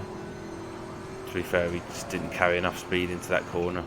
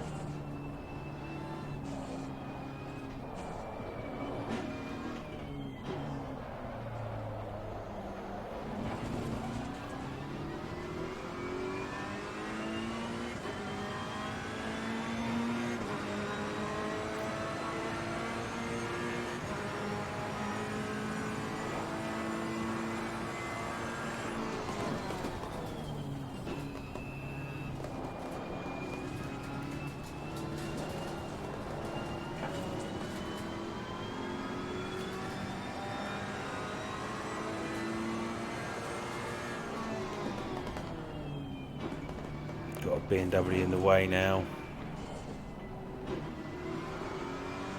which we've just passed, so that's good.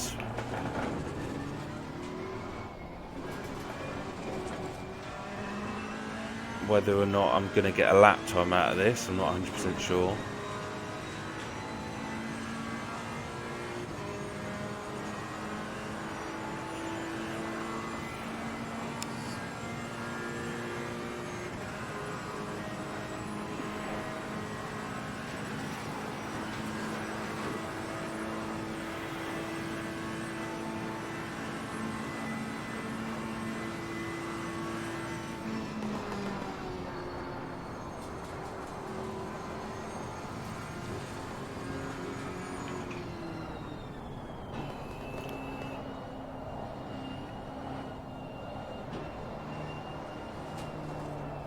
Oh, just run wide, which was a bit of an issue because that means the lap time's invalid, and we run wide again.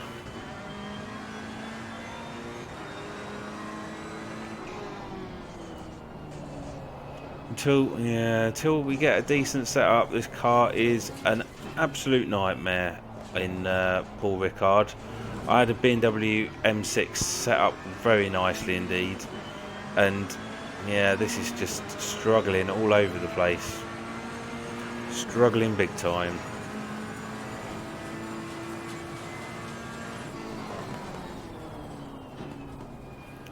I think the the braking power is more impressive than the BMW. The car definitely stops a lot quicker.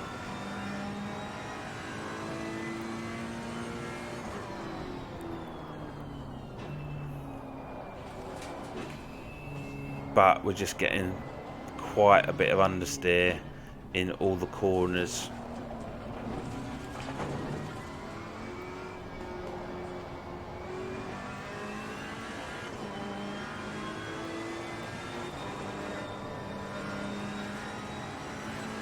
That nearly got out of control.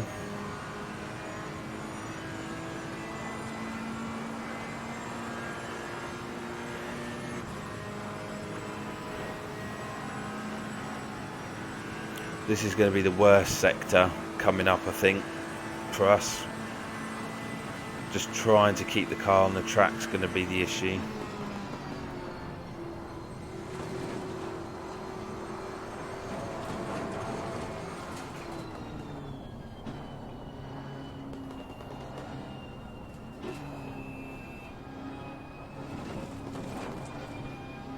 Just keep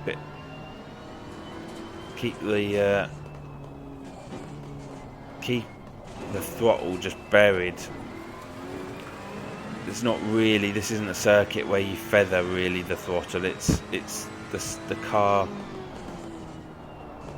just sticks to the track, but you can't overdrive it.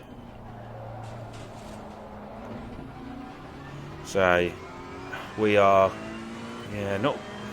quite far off the pace. If I'm doing a 156 in the BMW, yeah, this is on a bog standard setup quite far behind.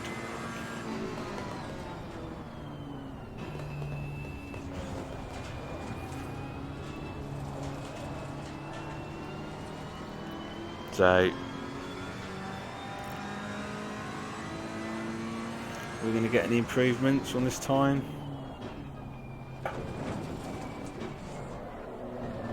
No, we just spun out. You could feel that car was going already.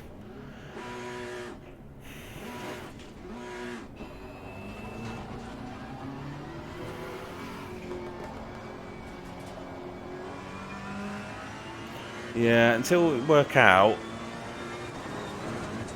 setup wise what we can do with this car. It is a bugger of a car to handle. Yeah, and that's probably why so far, as much as I want to love this car, I'm so frustrated by it, because its handling characteristics are totally different to the BMW M6, and this car doesn't really work out the box as well as it should do.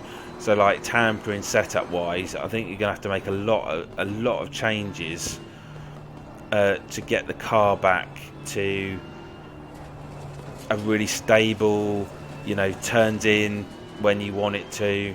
And yeah, it's just done. Yeah, it's just not good at the moment. Obviously this has been released, and I'll wait for a setup to come along that I like, but at the moment I'm probably most likely going to dump the car and just run with the BMW M6. I think that's basically my choice of car at the moment.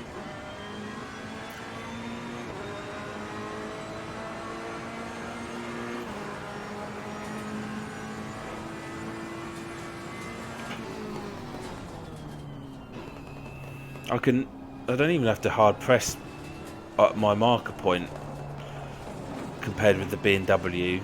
It stops a lot shorter. The problem is just trying to exit out of fast corners. The car's just understeering off. That's all, and that's not what I like.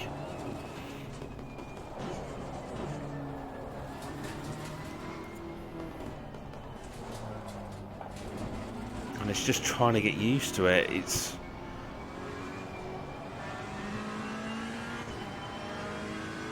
The problem is, when you've got a sweet setup on a car like the BMW, you tend to just take a fancy to it, and anything else that comes along is like, yeah, this car doesn't work, I don't like this car, it doesn't handle very well. And that's kind of very similar to what's happening here with the Ferrari. The 488 should work quite well out the box, but it just suffers from understeer in this setup.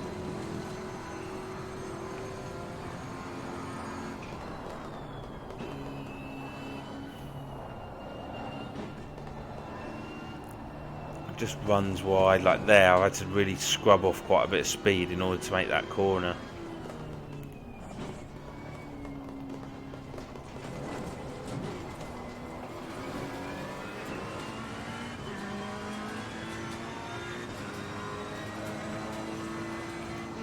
Oh, see, I wasn't even concentrating. My mind was totally elsewhere.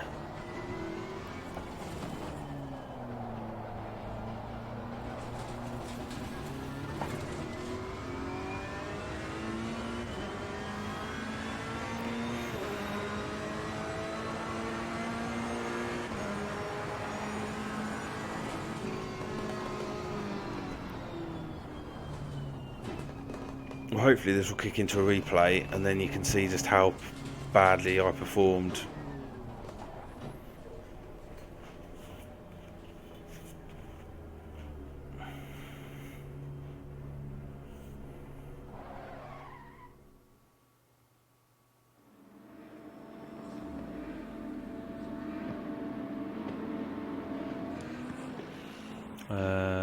Let's click back. Let's click replay.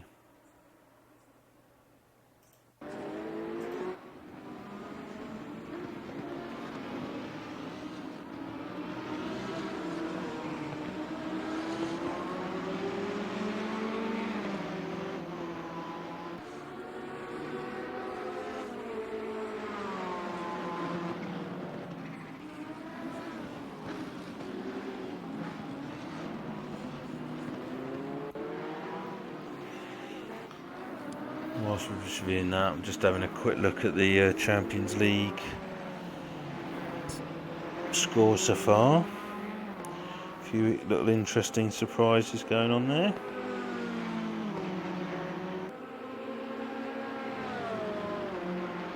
Incredibly interesting.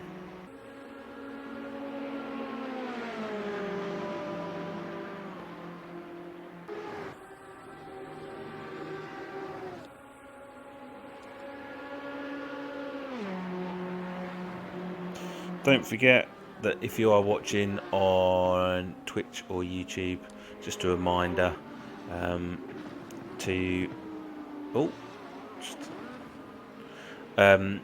hit that like button, just to give the channel that tiny little extra bit of support. That's much needed. That would be fantastic. And also to subscribe, so if you are watching and you do want to see some of my videos in the future, then don't forget to hit subscribe. That would be fantastic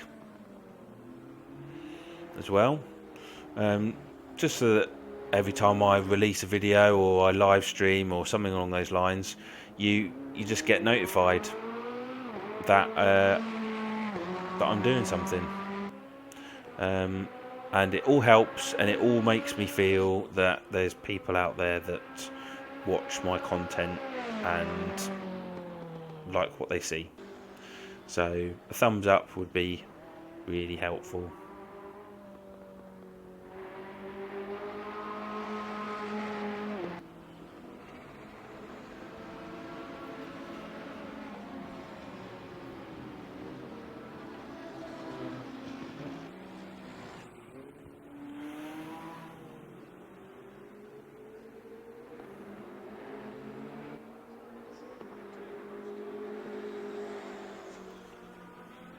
I'm not really sure I want to try the Ferrari around the Nürburgring, to be honest.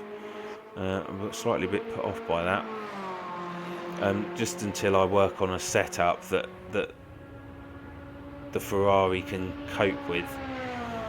Just finding it just drifts too much, and Hungary would just need a really decent setup, and then you've got a really decent car. But it's just needs tweaking to avoid the understeer that's going with it. Fantastic braking. Understeer's just not good. So, but it will get there. There'll be people out there, as I say, that will develop something for the car to make it perform a lot better. But we're well off the pace of a BMW at the moment. Well off the pace.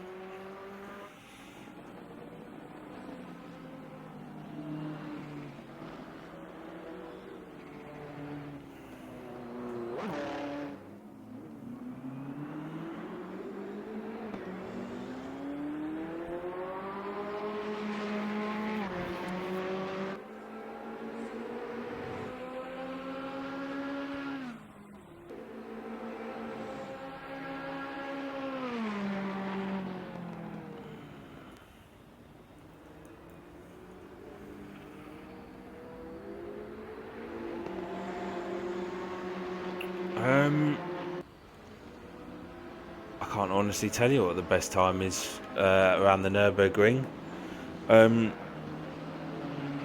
It's going to be done in the BMW, that's for sure. But I can't remember. I know I was doing it the other day on one of my videos, and I was just pushing and pushing and pushing. But I can't honestly remember for the life of me what the best lap time was.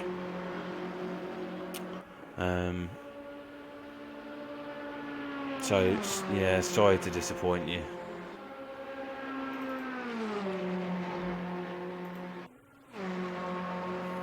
Just going to load up this bit of software again.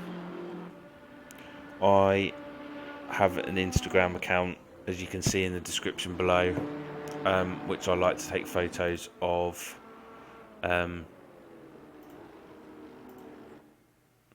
And so because of that, I'm just literally taking some screenshots. I'm going to try the M6 around the Nürburgring if you want me to. I don't have an issue with that. If that's something you want me to try.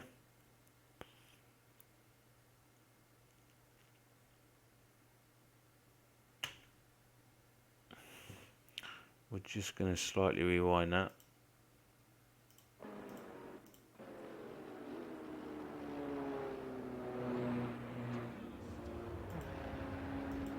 Because I liked the...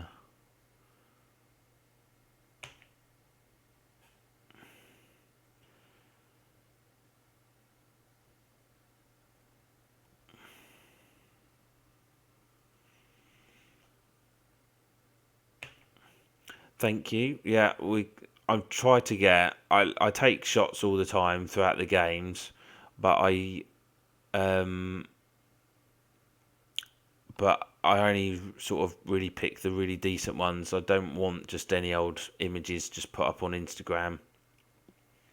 I sort of I take a number throughout the game, and then I just end up picking one or two that I really like. So yeah. So that's what I'm just doing now. Just going to take in a couple of screenshots of all the different cars and the different circuits. I'll review them a bit later on and work out what's the best.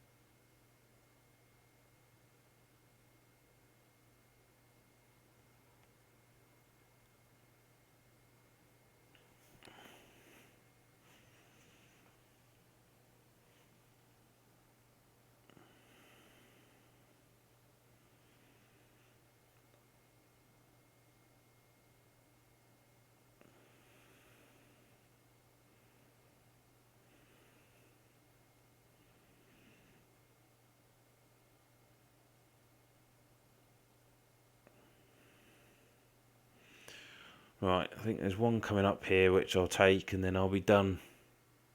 I'll take that one.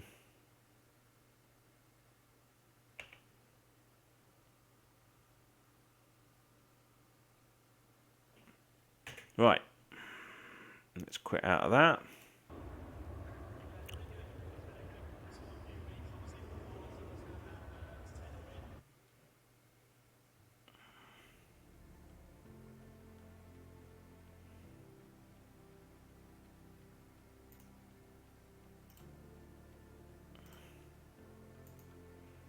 Exit that. Right, so we're going to try. I'm going to go back. Do the BMW.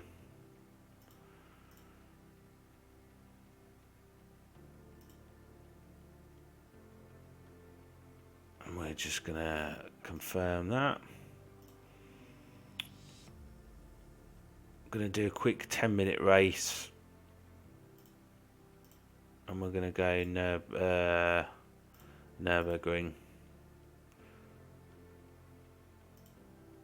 Give that a shot.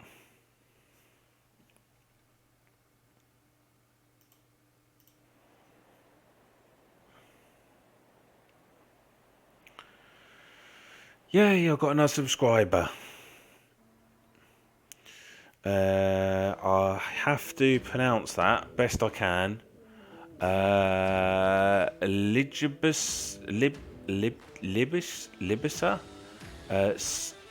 Stajanovitsky. Sorry, if that's really poor, I do apologise. But thank you for subscribing to my channel. Yeah, I don't know. Maybe Polish, Lithuanian. I'm going to roughly go there. Latvian, maybe. Is not very good, so I do apologise. But thank you for subscribing. Right, let's get on with BMW. We're just gonna get a setup. What's the current one?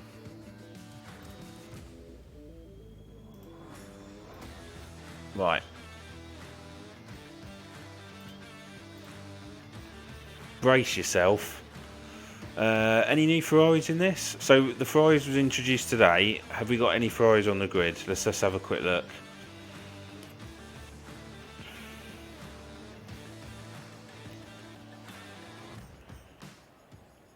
Just waiting for the grid to load again, so bear with us.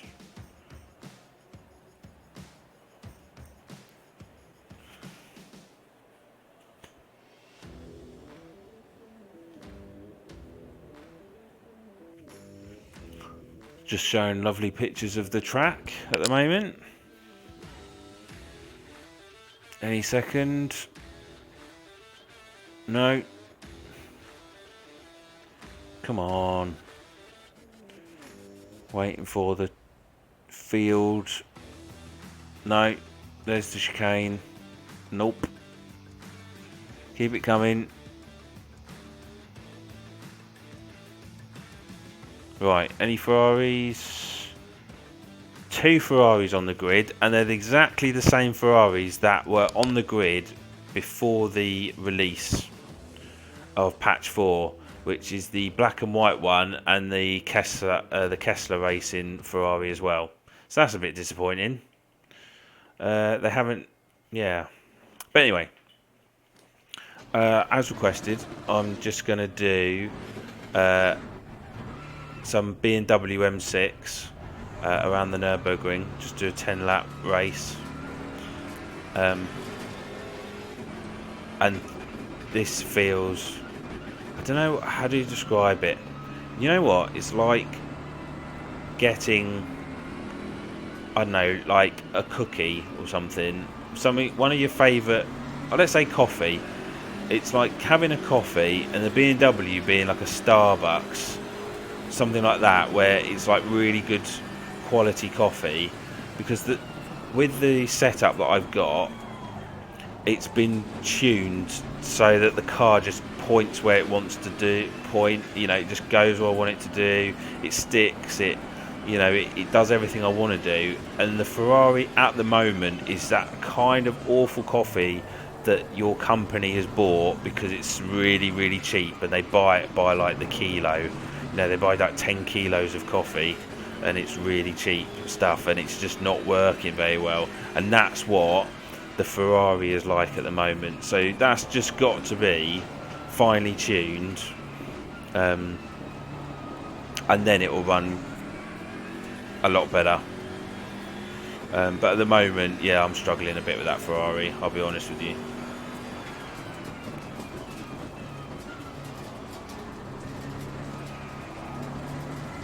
So this BMW just works very well.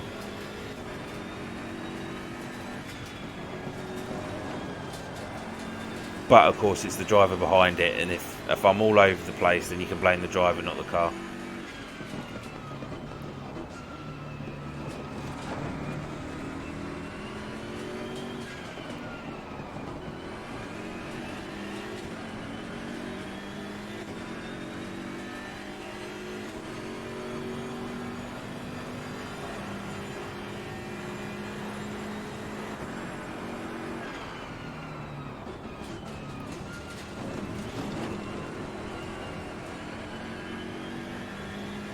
The other option is we do a 10-minute race with this, see what my best time is, and then we'll try it with the Ferrari, and then just see how far away we are. That's the other option, and we will be far away.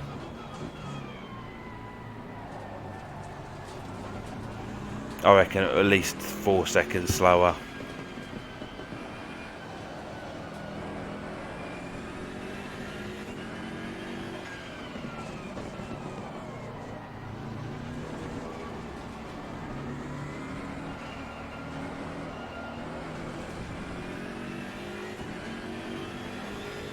that part of the circuit always catches me out. Not catches me out, but it invalidates my lap because I always allow to run myself wide at that corner.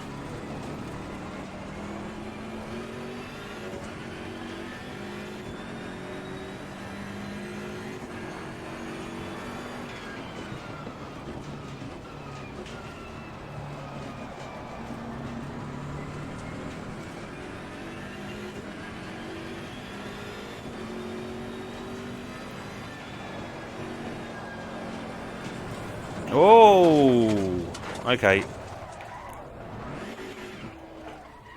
That was just got. Don't know what I got. What happened there? Just that he may have got the rear wheels onto the outside of that corner, which just sent me flying.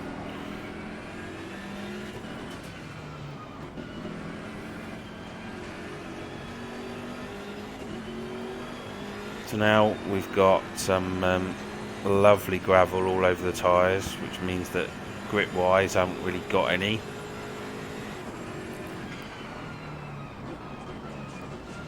So we'll try building ourselves back up. We're halfway through the race.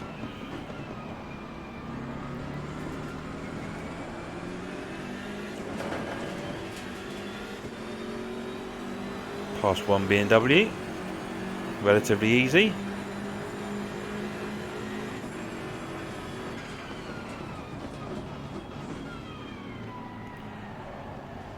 We've got an AMG Mercedes that we now need to clear. A Ferrari 488.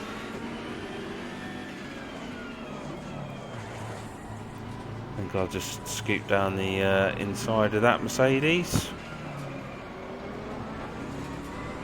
He's going to try and come back on the inside. Cover him off. So we got, yeah, this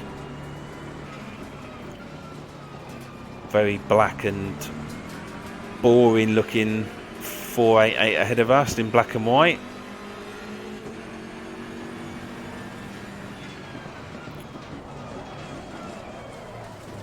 Was going to say I disposed of that, but not just yet. See if we can get him up the hill. I want to clear him before we get to that corner because he'll just end up. Well, managed to do that.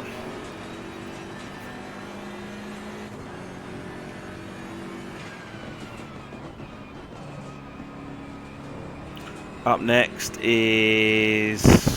Oh, is that a Hurricane? I think that's a Hurricane up ahead of us. So we've got a 2-minute dead on the lap time. I'm pretty sure I can do a lot better than that. I've done a lot better than that, but I haven't had the best of rides so far.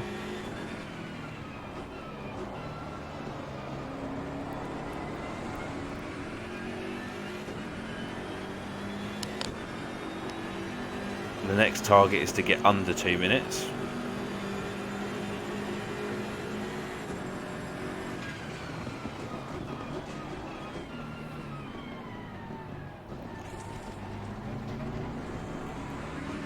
Hurricane decided to give me a little nudge on the rear there. Let me know that I've agitated him a bit. Dive down the inside of the Audi. That should give us some a breath of fresh air. We'll run wide again, and then we'll just go chasing down. Well, 3 minutes to go. I don't think really we're going to be fighting and finding anyone, so just go about trying to set a good lap, see what we can do. I think I have got used to that Ferrari and its braking. That's the only thing that's thrown me a bit. The brakes aren't that strong on the BMW. I said it about 15 minutes ago that the brakes on that Ferrari are very good. Not as good on the BMW.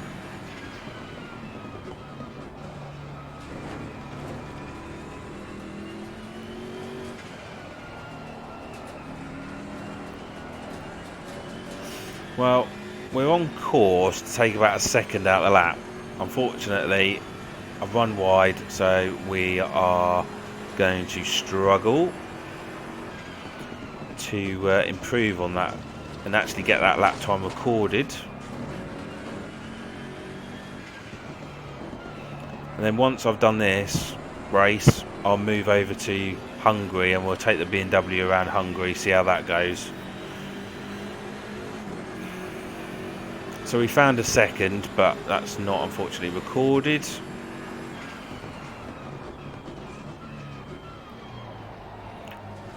So providing we don't mess it up in 3 corners time, we should be able to improve on the best lap that we've done so far.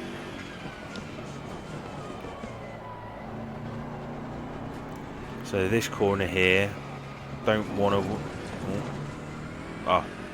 So I've messed it up. So rather, I was concentrated too much on the outside of the corner and I just oversteered and hit the inside of the corner. That was great, well done.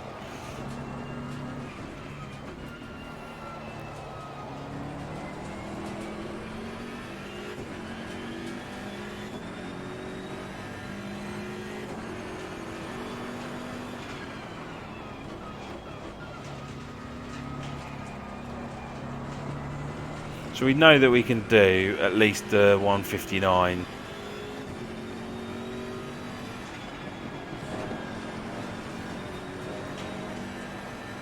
In fact, we're now literally 1.5 seconds up.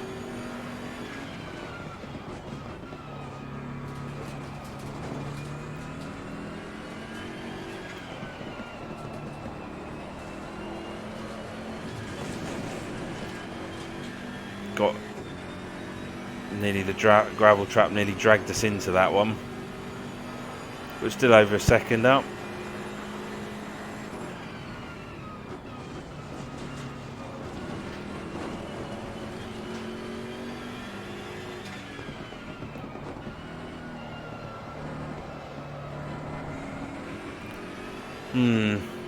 Are we at the end of the race? I think we're at the end of the race, so that's a bit disappointing. I didn't get technically under 2 minutes during that race, and yeah, but we know I could have done. It's just it wasn't recording.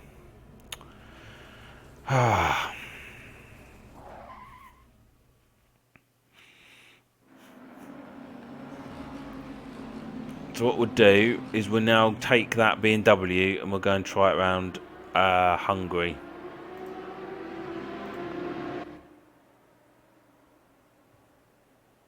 Ignore the floating BMW. That's obviously an error.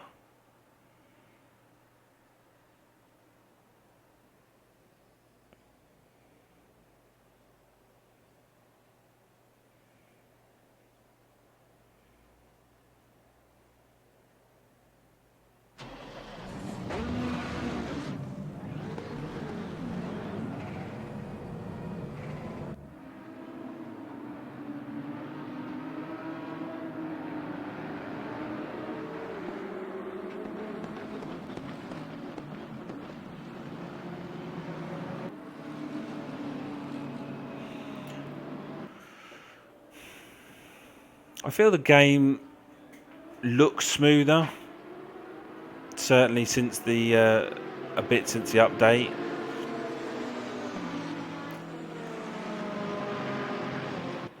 I think,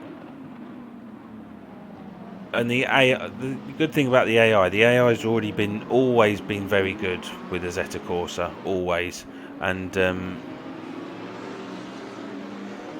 right from the word go, it's always been good.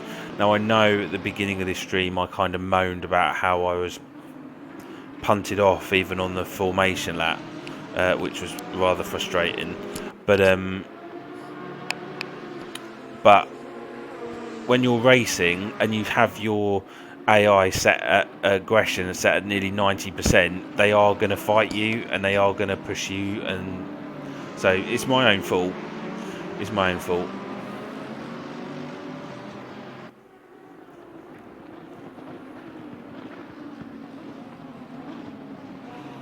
Okay.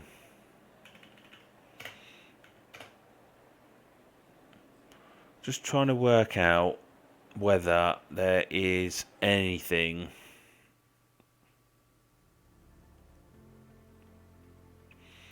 that I can come out.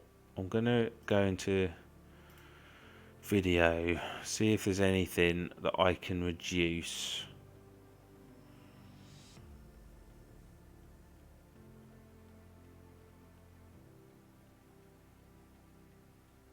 Let's just bring down the foliage again.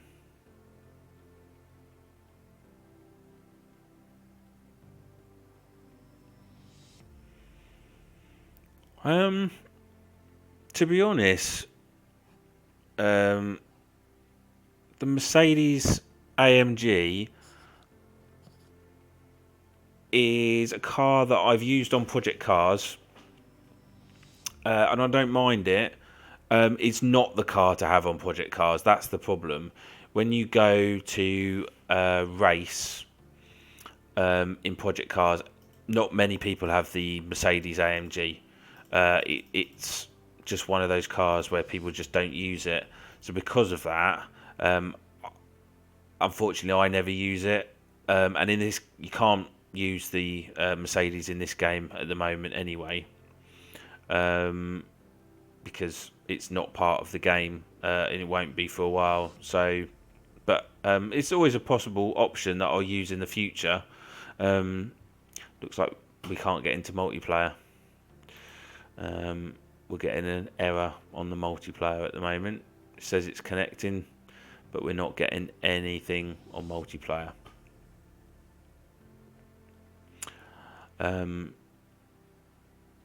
But no, it's a nice looking car, and it does sound nice. But performance wise, it's not. Mercedes AMG is not the car to have, unfortunately. Right, back to single player. We will go with.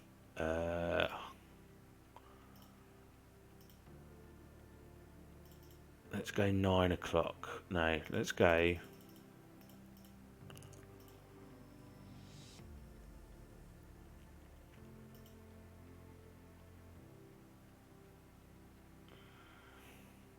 Have you run or have you got Assetto Corsa then the actual game itself, and that's what you've used?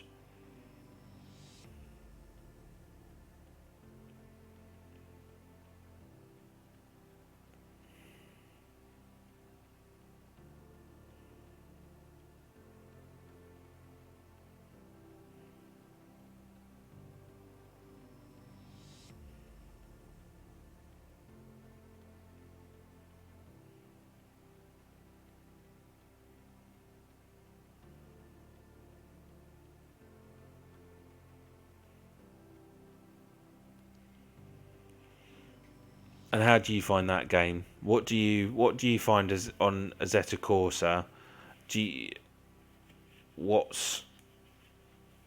What's your impression of Assetto Corsa then as a whole, as a whole game? Do you think it's actually better than the ACC Competizione, or do you think Competizione has some way to go before it gets even close to the original Assetto Corsa?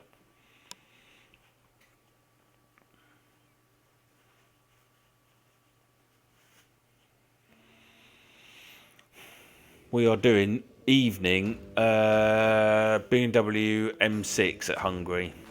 That's what we're going to do. We're starting third.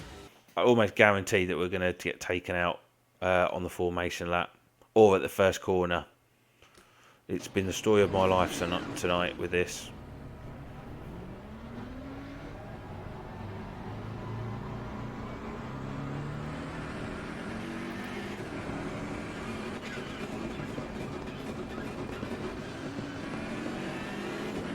Okay, so we got through the formation lap. I'm going to go down the middle. Brave.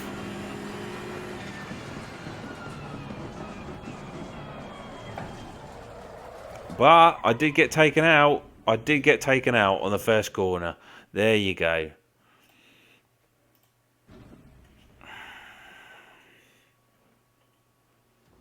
We'll start that again.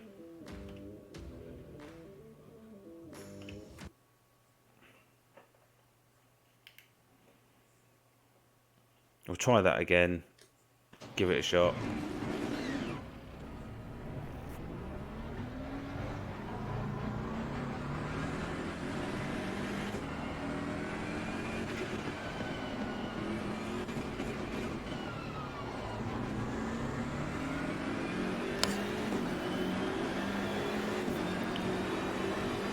Have you tried Project Cars?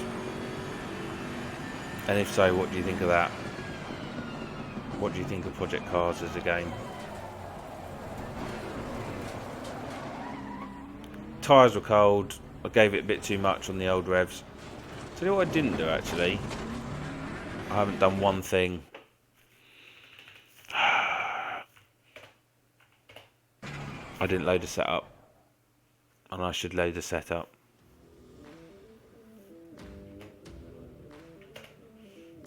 We'll load a randomish setup. Oh no, we can't. That's annoying. I've just remembered that we've got the setup, but it's in the wrong folder, so we can't use that.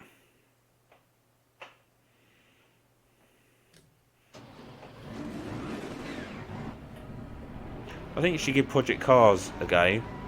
I think for like sim racing, it's not the biggest sim racer in the world, but it does have its followers, and actually it is really quite fun. And if you've got VR, it's on a total another level. VR racing in Project Cars is absolutely fantastic.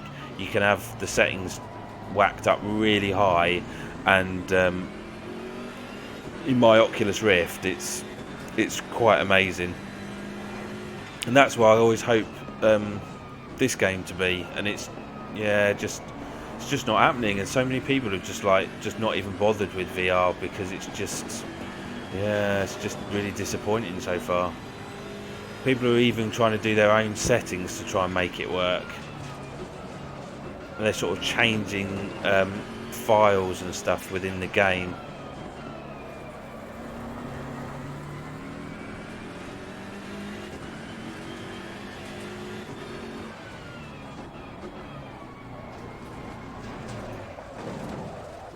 Thank you, AI. What was that? Was that a Lamborghini? That was definitely a Lamborghini that did that to me. That was great. Oh.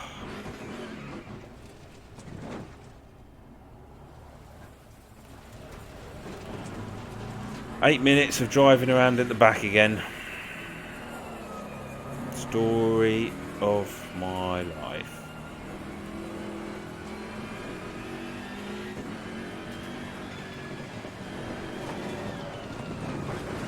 Whoa.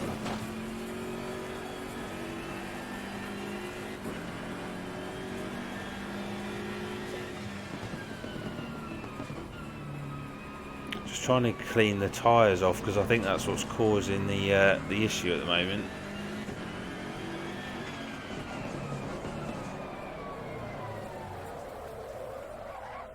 So this is getting really annoying.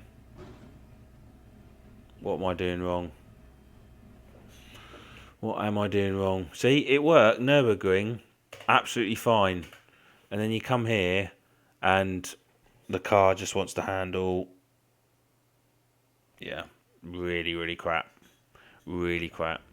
So, that's annoying. I'm starting to dislike Hungaroring, just simply because I can't get the cars to work on it.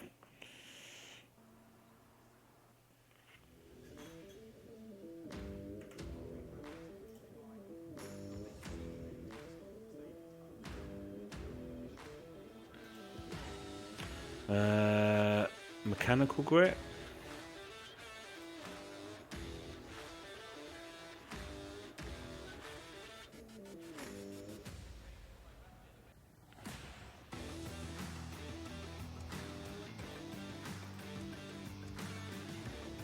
So you've got quite a high rear wing. and you can't adjust the front.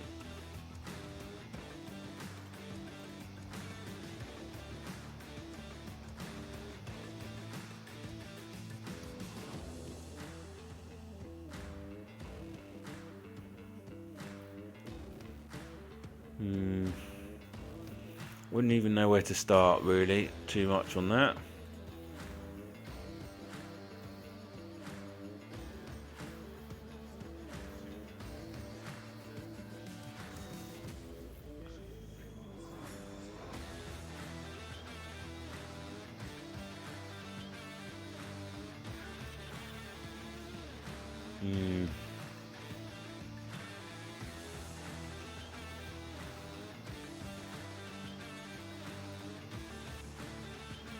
I have not tried the Ferrari at the Nürburgring. I will take a look.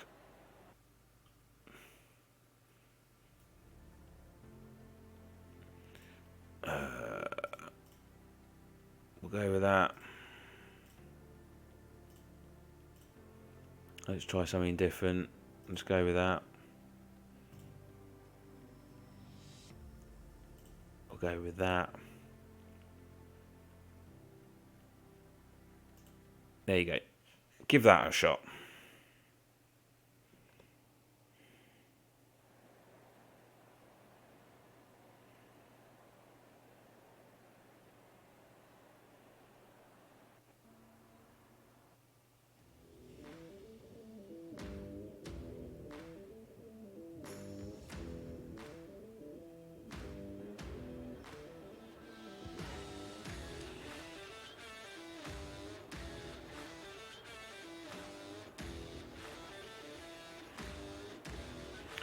Well, I've had a new follower on Instagram with an interesting username.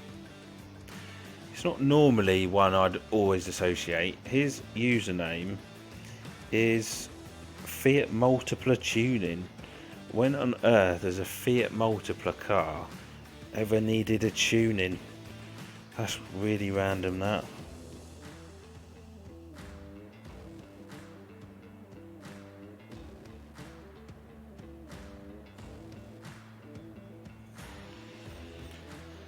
Wow.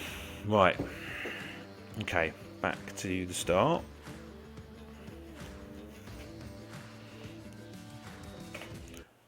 So we're going to do Ferrari then. I'm going to keep it in this view. We'll keep it in this view. Actually, let's see. Hold on. View settings. I'm going to whack up the height a bit. I'm going to save that. I don't want the rear view mirror. Let's just get rid of that because we've got that in the car. Right, okay.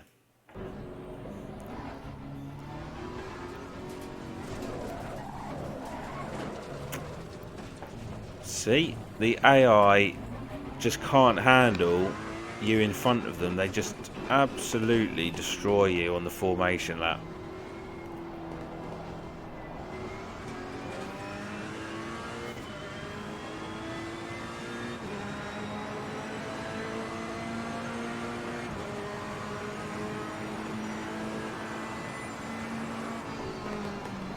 Just realised I've got cold brakes.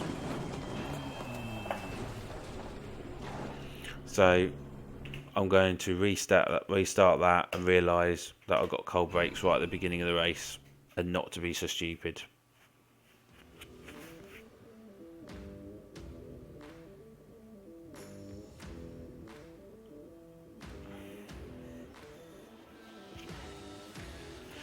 So let's try that again. Cold brakes at the start.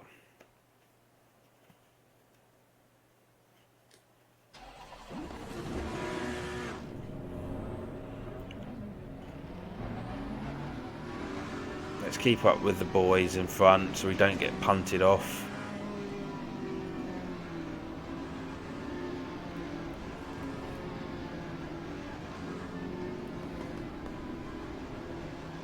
Try and get some heat into the tyres before we go.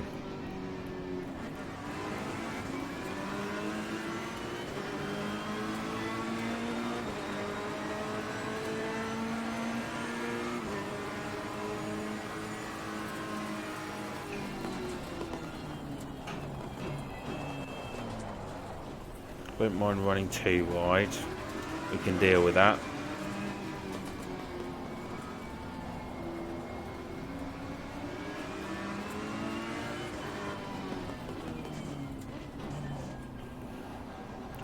High up in the hills of the Nürburgring, where the sun is getting quite low onto the track, making that sort of first couple of corners a bit difficult, but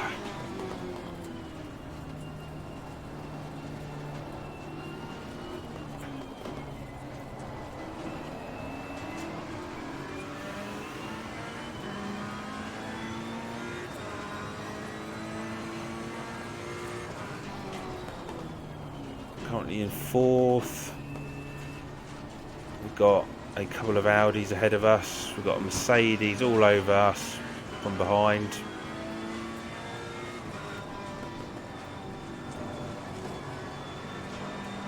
Car doesn't handle too bad around here, to be honest. On a bog standard setup, once we've got some tyre temperatures and brake temperatures going,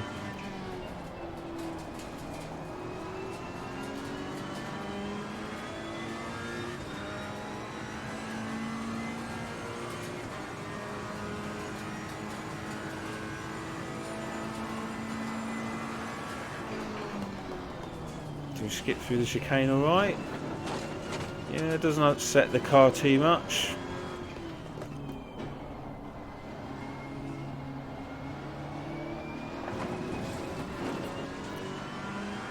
The Mercedes wants to have a go at us down the straight.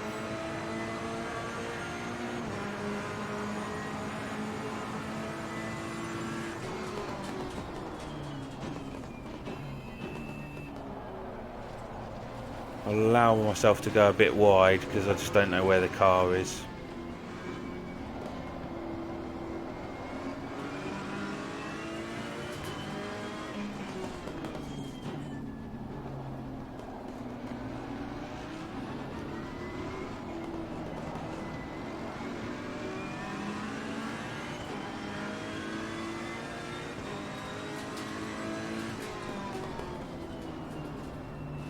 So the Audi's now holding up the Merc, I think we could safely say.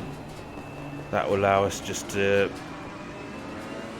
allow a bit of time to see what those two do ahead of us.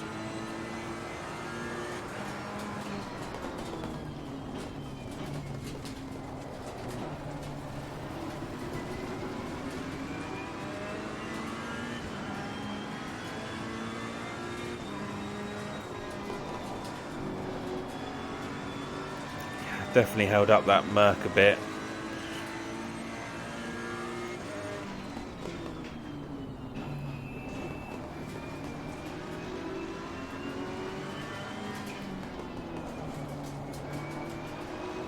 Now, who's got the speed? If we come up to the chicane, who's got the speed?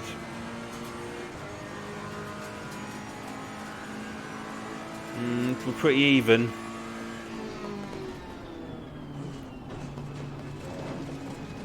Not gonna really get anything through that chicane.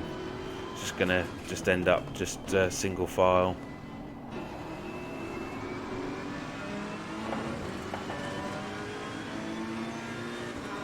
That Merc's got a bit of power out of there. He's well along. He's gone. He's past that Audi. Audi's about to lose 2 places. Merc going down the inside. Okay, so the sensitivity is around, if you just slightly sideswipe a car, chances are you're going to go off the track. It seems difficult. It's not like touring car where you can hit the side and, you know, just bash doors and stuff. As soon as you just hit the side of a car, the chances are you're going to go spinning.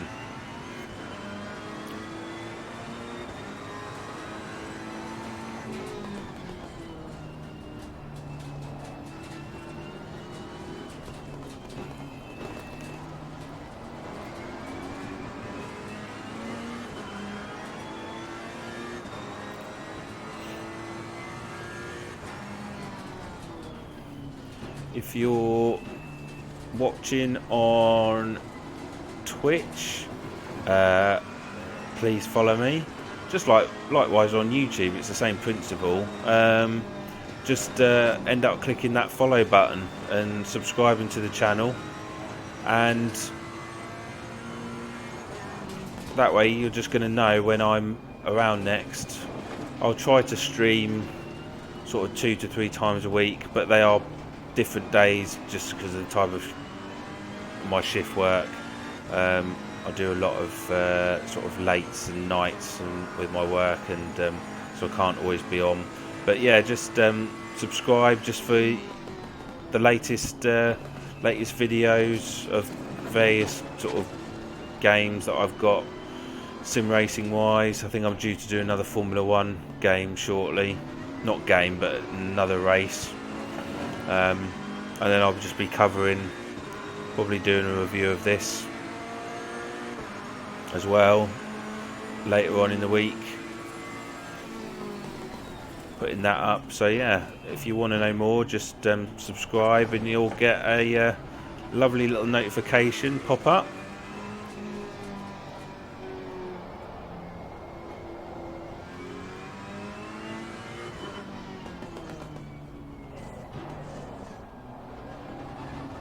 And if you're watching on YouTube, then you've got that lovely thumbs up button just below this video that you're watching now, and I could really do with you just clicking that little thumb to say that you're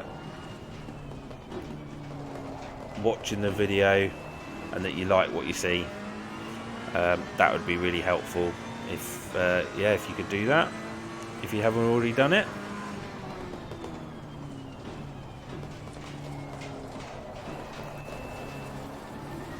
But it's not going to be long before I end the stream. We're now 3 hours into the stream, and yeah, I need something to eat.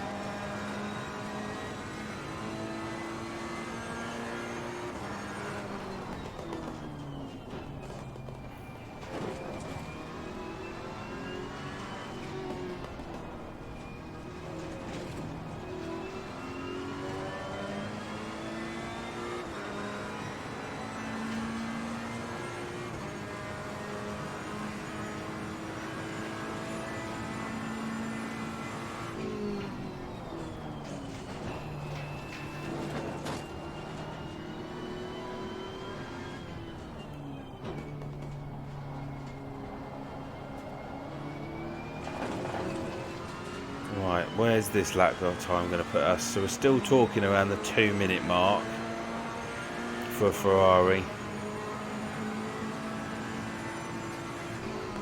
You'll notice I've still not managed to set a best time because I've basically been off the track every single lap at some point. I say off, I mean like literally getting 2 wheels like there. That will automatically invalidate the lap.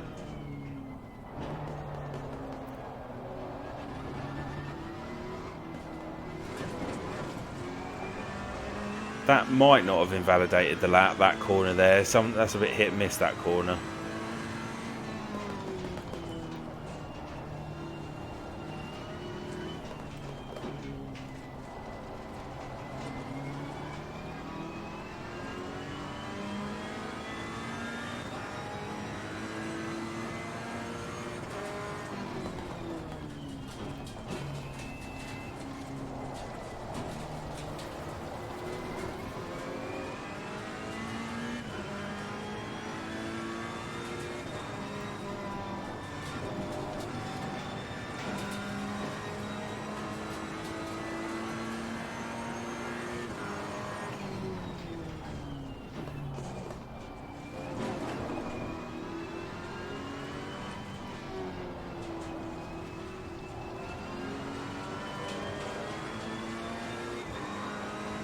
Well, I think the race is technically ended.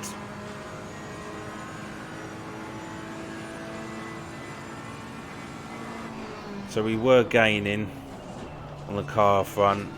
We'd never set a best lap, so we've just got to bring it home now.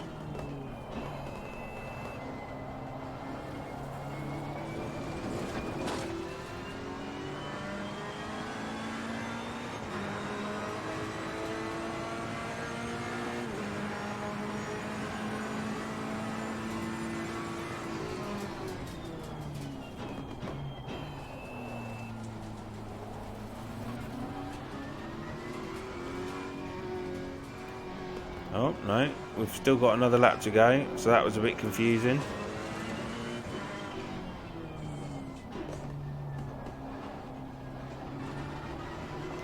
But then, bizarrely, it's not registering a lap time, so I am a bit confused exactly if I am racing or not. So that's a bit strange.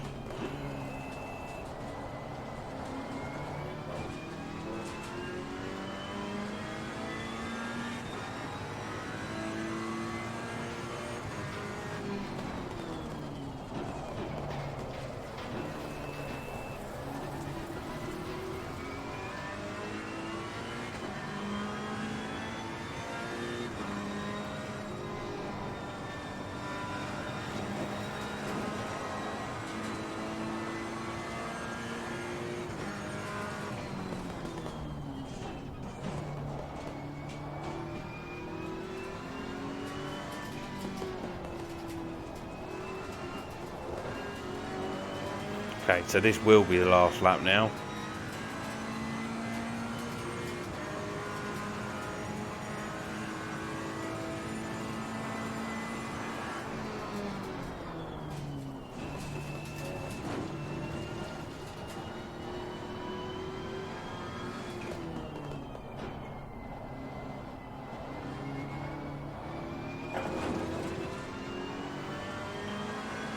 Here we go. Fourth in the end.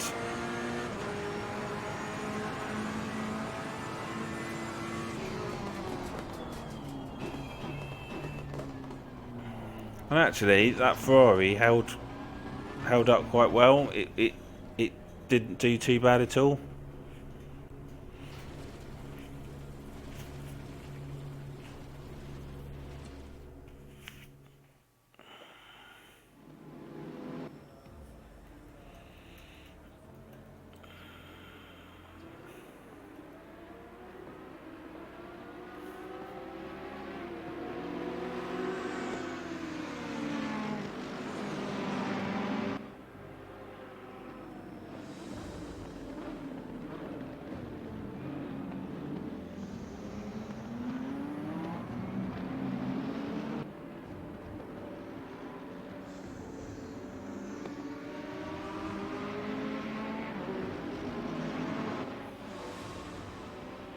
Right. I will just click on back. We'll view replay. I'll just allow that to run for a bit. I'm just sorting things out, and then I will return.